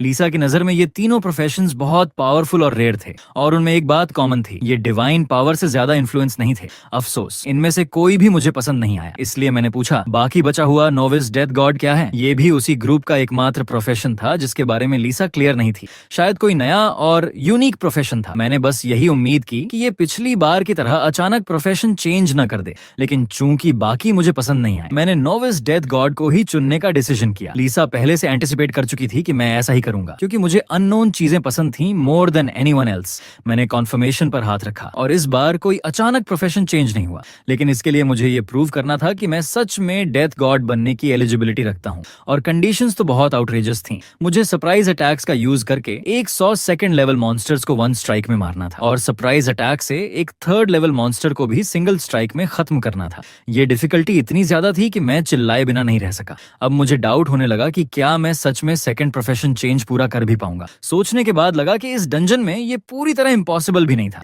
लीसा सोच रही थी कि मेरे पास आखिर कौन सा स्पेशल तरीका है। फिर मैंने उसे बताया कि मुझे रेस्ट स्किल का डेवलपमेंट अभी रोकना होगा। मैं मैजिक स्टोन्स और डिवाइन पावर आर्ट्स का इस्तेमाल करके अपने वेपन्स को दोबारा एनहांस करने का प्लान बना रहा था। थोड़ी देर बाद भी मैं यही सोच रहा था कि क्या मेरे करंट वेपन्स सच में वन शॉट किल कर सकते हैं। लेकिन तभी पीछे से एक आवाज आई। मैंने पीछे मुड़कर देखा तो सामने एक बहुत बड़ा डेजर्ट स्कॉर्पियन था। असल में उसे यहाँ माउंटेन्स में नहीं होना चाहिए था, लेकिन उसके पंजों में रुयूना फंसी हुई थी। उसे अचानक कैप्चर होते देखकर पेरीता पूरी तरह हेल्पलेस थी, जबकि उसने क्लियरली उन्हें केयरफुल रहने की वार्निंग दी थी। तभी पीछे से किंग हाजिन भी भागता हुआ आया। वो उस डेजर्ट जायंट स्कॉर्पियन का पीछा कर रहा था। कंडीशन को समझे बिना मैं बहुत क्यूरियस था कि आखिर वो एक ऐसे ओपोनेंट से कैसे पकड़े गए जो दिखने में इतना स्ट्रॉन्ग भी नहीं लग रहा था। लीसा ने तुरंत गेस किया, शायद उन पर एम्बुश हुआ होगा। ओरिजिनली मेरा इरादा बिल्कुल क्लियर था, मैं इन दो लोगों से इन्वॉल्व्ड नहीं होना चाहता था। लेकिन अब जब किस्मत ने मुझे उनके रास्ते में डायरेक्टली ला खड़ा किया था तो उन्हें इग्नोर करना मेरे लिए पॉसिबल नहीं था। जैसे ही मैं एक्शन लेने ही वाला था, लीसा ने अचानक मेरी तरफ देखा और शॉक में फ्रीज हो गई। रीजन सिंपल था, उसने रिकॉग्नाइज कर लिया कि मेरे हाथ में जो स्क्यूवर है वो वही है जिसे मैं नॉर्मल दिनों में बस बारबेक्यू करने के लिए यूज करता हूँ। और जब मैंने वो मेटल हार्ट आयरन स्क्यूवर हवा में थ्रो किया तो लीसा की आंखें चौड़ी हो गईं। उसे फाइनली रियलाइज हुआ कि मैं एक्चुअली इतनी प्रेशियस मेटल से बारबेक्यू स्क्यूवर्स बना रहा था। उस स्क्यूवर का स्ट्राइक इतना शार्प और पावरफुल था कि उसने डिजर्ट जायंट स्कॉर्पियन के क्लॉ को तुरंत खोल दिया। मैंने इंस्टेंटली मूव किया और रूना को पकड़ लिया, लेकिन अगले ही पल बिना हेजिटेशन के मैंने उसे बाहर की ओर फेंक दिया ताकि वो सेफ रहे। उसी समय किंग हाजिन, जिसने अभी तक रिएक्ट भी नहीं किया था, एक जोरदार अटैक से सीधे नॉक डाउन हो गया। मैंने तुरंत अपना बैकपैक खोला और एक और आयरन स्क्यूवर निकाला। फिर बिना टाइम वेस्ट किए मैं फुल स्पीड से डिजर्ट जायंट स्कॉर्पियन की तरफ चार्ज कर गया। उसके क्लोज पहुंचते ही मैंने स्क्यूवर को अपनी पूरी ताकत से थ्रो किया। अगले ही पल वो स्कीवर डिजर्ट जायंट स्कॉर्पियन के बॉडी को सीधे आर पार कर गया। बिना किसी रेजिस्टेंस के वो जायंट इंस्टेंटली गिर पड़ा। रीजन सिंपल था, इस बार मैंने क्रिटिकल हिट लैंड किया था। मेरी क्रिटिकल हिट स्किल लेवल 9 तक पहुंच चुकी थी और उसी की वजह से ये इंस्टेंट किल पॉसिबल हुआ। सिस्टम विंडो की डिंग साउंड सुनते ही मुझे पता चला कि ये स्कॉर्पियन एक्चुअली बहुत हाई लेवल का था। लीसा ने कामली समझाया, इसका लेवल इतना हाई इसलिए था क्योंकि इसका मेन अटैक पॉइजन है, बाकी एस्पेक्ट्स में ये कंपैरेटिवली वीक होता है। मैं पहले से ही ट्रोल मीट खाकर बोर्ड हो चुका था, इसलिए जब मैंने स्कॉर्पियन का बड़ा सा कॉर्प्स देखा तो मेरे दिमाग में फर्स्ट थॉट आया, इसे भी क्यों ना बारबेक्यू कर लिया जाए। दूसरी ओर रूना सेफ थी, लेकिन थोड़ी हिली हुई लग रही थी। वहीं किंग हाजिन अब भी बेहोश पड़ा था। जैसे ही रूना ने मेरी तरफ देखा, उसने रियलाइज किया कि उसे बचाने वाला मैं हूँ, लेकिन उसके लिप्स से निकला पहला शब्द था द डार्क नाइट ऑफ दो सिटी। मैं इस सडन नए टाइटल पर थोड़ी देर के लिए फ्रीज सा हो गया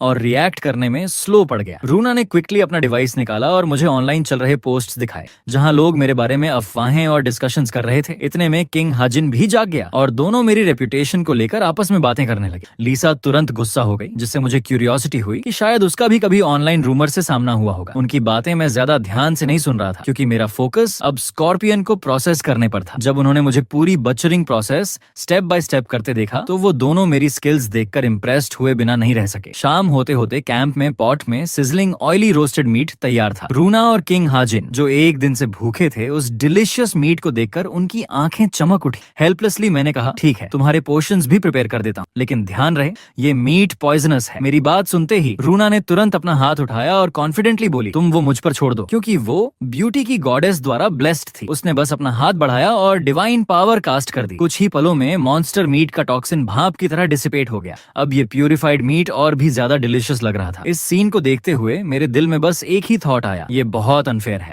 वो ऑलरेडी इतनी ब्यूटीफुल थी और ऊपर से उसके पास ऐसे एक्सेलेंट एबिलिटीज भी थी।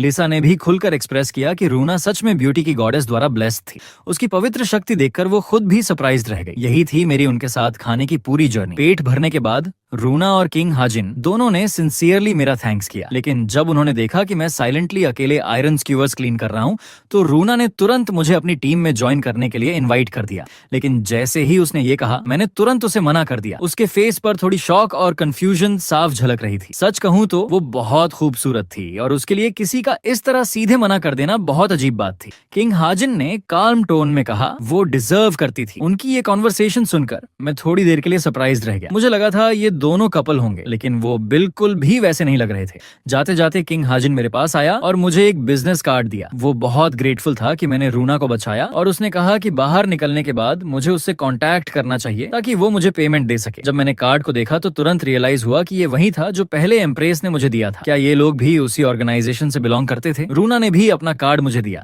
और वो ये एक्सप्लेन करने ही वाली थी कि वो यहाँ क्यों आई है, लेकिन इससे पहले कि वो कुछ बोले किंग हाजिन ने उसे क्विकली रोक दिया। अब मैं ऑलमोस्ट श्योर था कि रूना, किंग हाजिन और एम्प्रेस तीनों एक ही ऑर्गेनाइजेशन से जुड़े थे। वो दोनों अभी ज्यादा दूर भी नहीं गए थे कि मैंने पूरे विश्वास के साथ कहा, मैं इन्हें इस डंजन में फिर से जरूर मिलूंगा। लिसा ने हैरानी से पूछा, तुम इतना श्योर कैसे हो सकते हो? मैंने डार्क टोन में जवाब दिया, क्योंकि मैं इनका पीछा करने वाला हूँ, वरना वो सारे स्कॉर्पियन सिर्फ मुझ पर ही क्यों हमला करते? सड़क पर चलते हुए रूना ने किंग हाजिन से थोड़ी शिकायत भरे अंदाज में कहा, अगर हमने उससे कॉन्वर्सेशन कंटिन्यू की होती तो शायद वो हमारी हेल्प कर देता। अगर हमने सिंपली उसे बता दिया होता कि हमें सिर्फ स्कॉर्पियन पॉइजन चाहिए और कुछ नहीं, तो वो शायद मान भी जाता। किंग हाजिन ने हेल्पलेस एक्सप्रेशन के साथ कहा, लेकिन अगर उसे खुद वही स्कॉर्पियन पॉइजन चाहिए होता तो? उनका ये रीजन इंफॉर्मेशन रिस्ट्रिक्शंस के अंदर आता था, इसलिए वो ज्यादा रिवील नहीं करना चाहते थे। लेकिन उन्हें ये नहीं पता था कि मैं पहले से ही उनकी हर बात सुन रहा था, क्योंकि मैं उन्हें चुपचाप फॉलो कर रहा था। ऑल द वे उनका पीछा करते करते मुझे फाइनली समझ आया कि उनका एक्चुअल मिशन डेजर्ट स्कॉर्पियंस को कैप्चर करना था।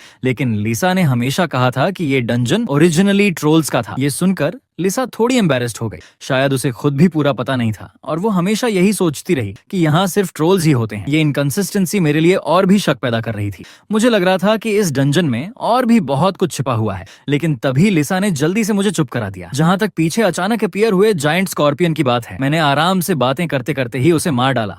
लेकिन एक चीज ने मुझे कंफ्यूज किया, अगर रूना के पास गार्डियन एंजल था तो फिर वो अभी अभी एम्बुश कैसे हो गई? लिसा ने काल्मली समझाया, एंगल की पावर पृथ्वी पर रिस्ट्रिक्टेड है। गार्डियन एंगल्स ह्यूमन लाइफ और डेथ में ज्यादा इंटरफियर नहीं कर सकते। ये सुनकर मैंने छेड़ते हुए लिसा से कहा, तो फिर तुम भी बेकार हो, है ना? इस बात पर वो तुरंत गुस्से में आ गई, क्योंकि उसने अब तक मेरी बहुत मदद की थी। काफी देर सर्च करने के बाद भी रूना और किंग हाजिन अपना टारगेट नहीं ढूंढ पाए। असल में वो डेजर्ट स्कॉर्पियंस के बीच एक स्पेशल किंग की तलाश कर रहे थे, द जेंटल डेथ हंटर। मैंने काल्मली आगे इशारा करते हुए पूछा, वो डेथ हंटर है ना? नाम से ही बहुत पावरफुल लग रहा है। लिसा भी मेरी बात सुनकर चौंक गई। उसी समय किंग हाजिन और रूना के पीछे से एक बहुत बड़ा स्कॉर्पियन अचानक अपीयर हुआ। किंग हाजिन डर के मारे पीछे हट गया, जबकि रूना ने आह भरते हुए कहा, ये सच में बहुत बड़ा है। इस पॉइंट पर किंग हाजिन ने जल्दी से अपना इक्विपमेंट निकाला और रूना से एनर्जी सपोर्ट मांगा। रूना ने इंस्टेंटली ब्लेसिंग मैजिक एक्टिवेट कर दी। अब किंग हाजिन को फुल एट्रीब्यूट एनहांसमेंट मिल चुका था। उसने बिना देर किए जायंट डेथ हंटर की तरफ चार्ज कर दिया। होली नाइट और हीलर का ये कॉम्बिनेशन देखने में स्ट्रॉन्ग लग रहा था। ओरिजिनली लिसा ने भी यही सोचा कि उन्हें हमारी हेल्प की जरूरत नहीं पड़ेगी, लेकिन हालात अचानक बदल गए। रूना के पीछे से एक और पावरफुल ट्रोल अपीयर हो गया। उसके भारी कदमों की आवाज सुनकर रूना ने पीछे मुड़कर देखा और सदमे में जम गई। वो जानती थी कि दोनों मॉन्स्टर्स का सामना एक साथ करना पॉसिबल नहीं था, इसलिए उसने तुरंत किंग हाजिन को भाग निकलने की याद दिलाई। लेकिन जैसे ही ट्रोल ने उनका पीछा किया, मेरे लिए ये परफेक्ट सरप्राइज अटैक का मौका था। मैंने अपनी जस्ट इंप्रूव्ड इम्पैक्ट कोन टेक्निक का इस्तेमाल किया। इसकी किलिंग पावर पहले से बहुत ज्यादा बढ़ चुकी थी। अटैक परफेक्टली लैंडेड हुआ और ट्रोल का दिल सीधे पियर्स्ड हो गया। उसके गिरने से जमीन हिल उठी। किंग हाजिन ऑलरेडी मेरी इस ट्रेमेंडस पावर से डर चुका था। जैसे ही मैं ट्रोल पर लैंड हुआ, मैंने कंफर्म किया कि इम्पैक्ट कोन में एक बड़ा ड्रॉबैक है। एक बार इस्तेमाल के बाद ये टूट गया। लिसा ने एक्सप्लेन किया कि ये इसलिए हुआ क्योंकि मैंने इसकी ड्यूरेबिलिटी को पूरी तरह नजरअंदाज कर दिया था। असल में करंट इम्पैक्ट कोन मेरे द्वारा मॉडिफाई किया गया था। इसमें सिर्फ एक लेवल 5 डैमेज सेटिंग थी और ड्यूरेबिलिटी सिर्फ 1 पॉइंट की थी। लेकिन अगर मैं ऐसा नहीं करता तो एक स्ट्राइक में 3rd लेवल मॉन्स्टर को किल करना इम्पॉसिबल होता और मेरा सेकंड प्रोफेशन मिशन कंप्लीट नहीं हो पाता। ट्रोल का खतरा खत्म करने के बाद मैंने आराम से रूना और किंग हाजिन से गुड बाय कहा। स्कॉर्पियन को मारने में उनकी हेल्प करने का मेरा कोई इंटेंशन नहीं था। लेकिन ये सुनकर किंग हाजिन ने डेथ हंटर के साथ आई कांटेक्ट किया। अब उसे फाइनली रियलाइज हुआ कि वो अभी भी स्कॉर्पियन के साथ बैटल में था। उसके खतरे में पड़ते ही रूना अब और हेजिटेट नहीं कर सकी। उसने मुझे आवाज दी जब मैं जाने ही वाला था। उसने कहा, अगर तुम हमारी मदद करके इस स्कॉर्पियन को मार दोगे तो स्कॉर्पियन पॉइजन के अलावा बाकी सब तुम्हारा होगा। ये सुनते ही मैं तुरंत मुड़ा और खुशी खुशी मान गया। मैं तो इस बात के लिए बहुत देर से इंतजार कर रहा था। किंग हाजिन मना करना चाहता था, लेकिन रूना ने उसे तुरंत टोक दिया। आखिरकार उन्हें अब मेरी मदद एक्सेप्ट करनी ही पड़ी। लेकिन तभी किंग हाजिन कुछ रिएक्ट कर पाता उससे पहले ही स्कॉर्पियन की बड़ी पूंछ ने उसे कसकर लपेट लिया। अब उसके पास इनकार करने का कोई मौका ही नहीं था। तुरंत उसकी तरफ कूदा और अपना स्पीयर स्विंग किया। एक ही वार में मैंने डेथ हंटर की जायंट स्कॉर्पियन टेल को काट दिया। अटैक यहीं खत्म नहीं हुआ था। सरप्राइज स्ट्राइक के बाद मुझे पीछा करना था।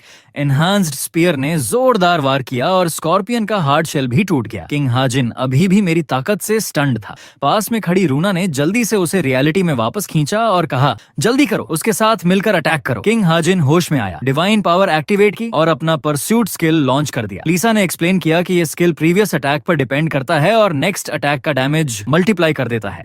लेकिन ऑनेस्टली मेरी नजर में उसका स्किल उतना पावरफुल नहीं लग रहा था जितना मैंने इमेजिन किया था। उसके अटैक के खत्म होते ही मेरी बारी आई। मैं फिनिशिंग ब्लोज देने में इक्वली स्किल्ड था और मेरे फेटल अटैक का सामना करने के बाद giant death Hunter finally completely गिर पड़ा। बैटल खत्म होते ही मैंने तुरंत बुचरिंग शुरू कर दी। जल्द ही मैंने सारे पॉइजनस पार्ट्स निकाल दिए और उन्हें पॉइजन नीडल्स और पॉइजन थ्रेड्स हैंड ओवर कर दिए। लीसा को शक था कि शायद रूना ने शुरू से ही सब कुछ प्लान किया था ताकि मुझे हेल्प करने पर मजबूर किया जा सके, लेकिन सच कहूं तो मैंने इस बात पर ज्यादा ध्यान नहीं दिया। मेरा फोकस जायंट स्कॉर्पियन के कॉर्प्स पर था। अनएक्सपेक्टेडली उसके अंदर से एक 3rd level magic stone drop हुआ। रूना इसे देखकर एक्सट्रीमली शॉक्ड रह गई। उसे उम्मीद नहीं थी कि पृथ्वी इतनी जल्दी high level magic stone produce करे, लेकिन जैसे ही वो जोर से बोलने लगी, लिसा ने उसे एक बार फिर तुरंत रोक दिया। अब जब मेरे पास ये 3rd लेवल मैजिक स्टोन आ चुका था तो मुझे यकीन था कि मैं अपना मिशन जल्द ही कंप्लीट कर लूंगा। सारी मटेरियल्स कलेक्ट करने के बाद किंग हाजिन और रूना ने फिर से मुझे अपनी टीम में ज्वाइन करने का इन्विटेशन दिया, लेकिन पहले जैसे मैंने साफ मना कर दिया। फिर भी वो लोग मुझे बार बार मनाने की कोशिश करते रहे। यहाँ तक कि एंजल रूना ने भी जिद की, क्योंकि पावरफुल एबिलिटी यूजर्स का ग्रुप बनाना शिकार की क्षमता को बहुत बढ़ा देता। लेकिन फिर भी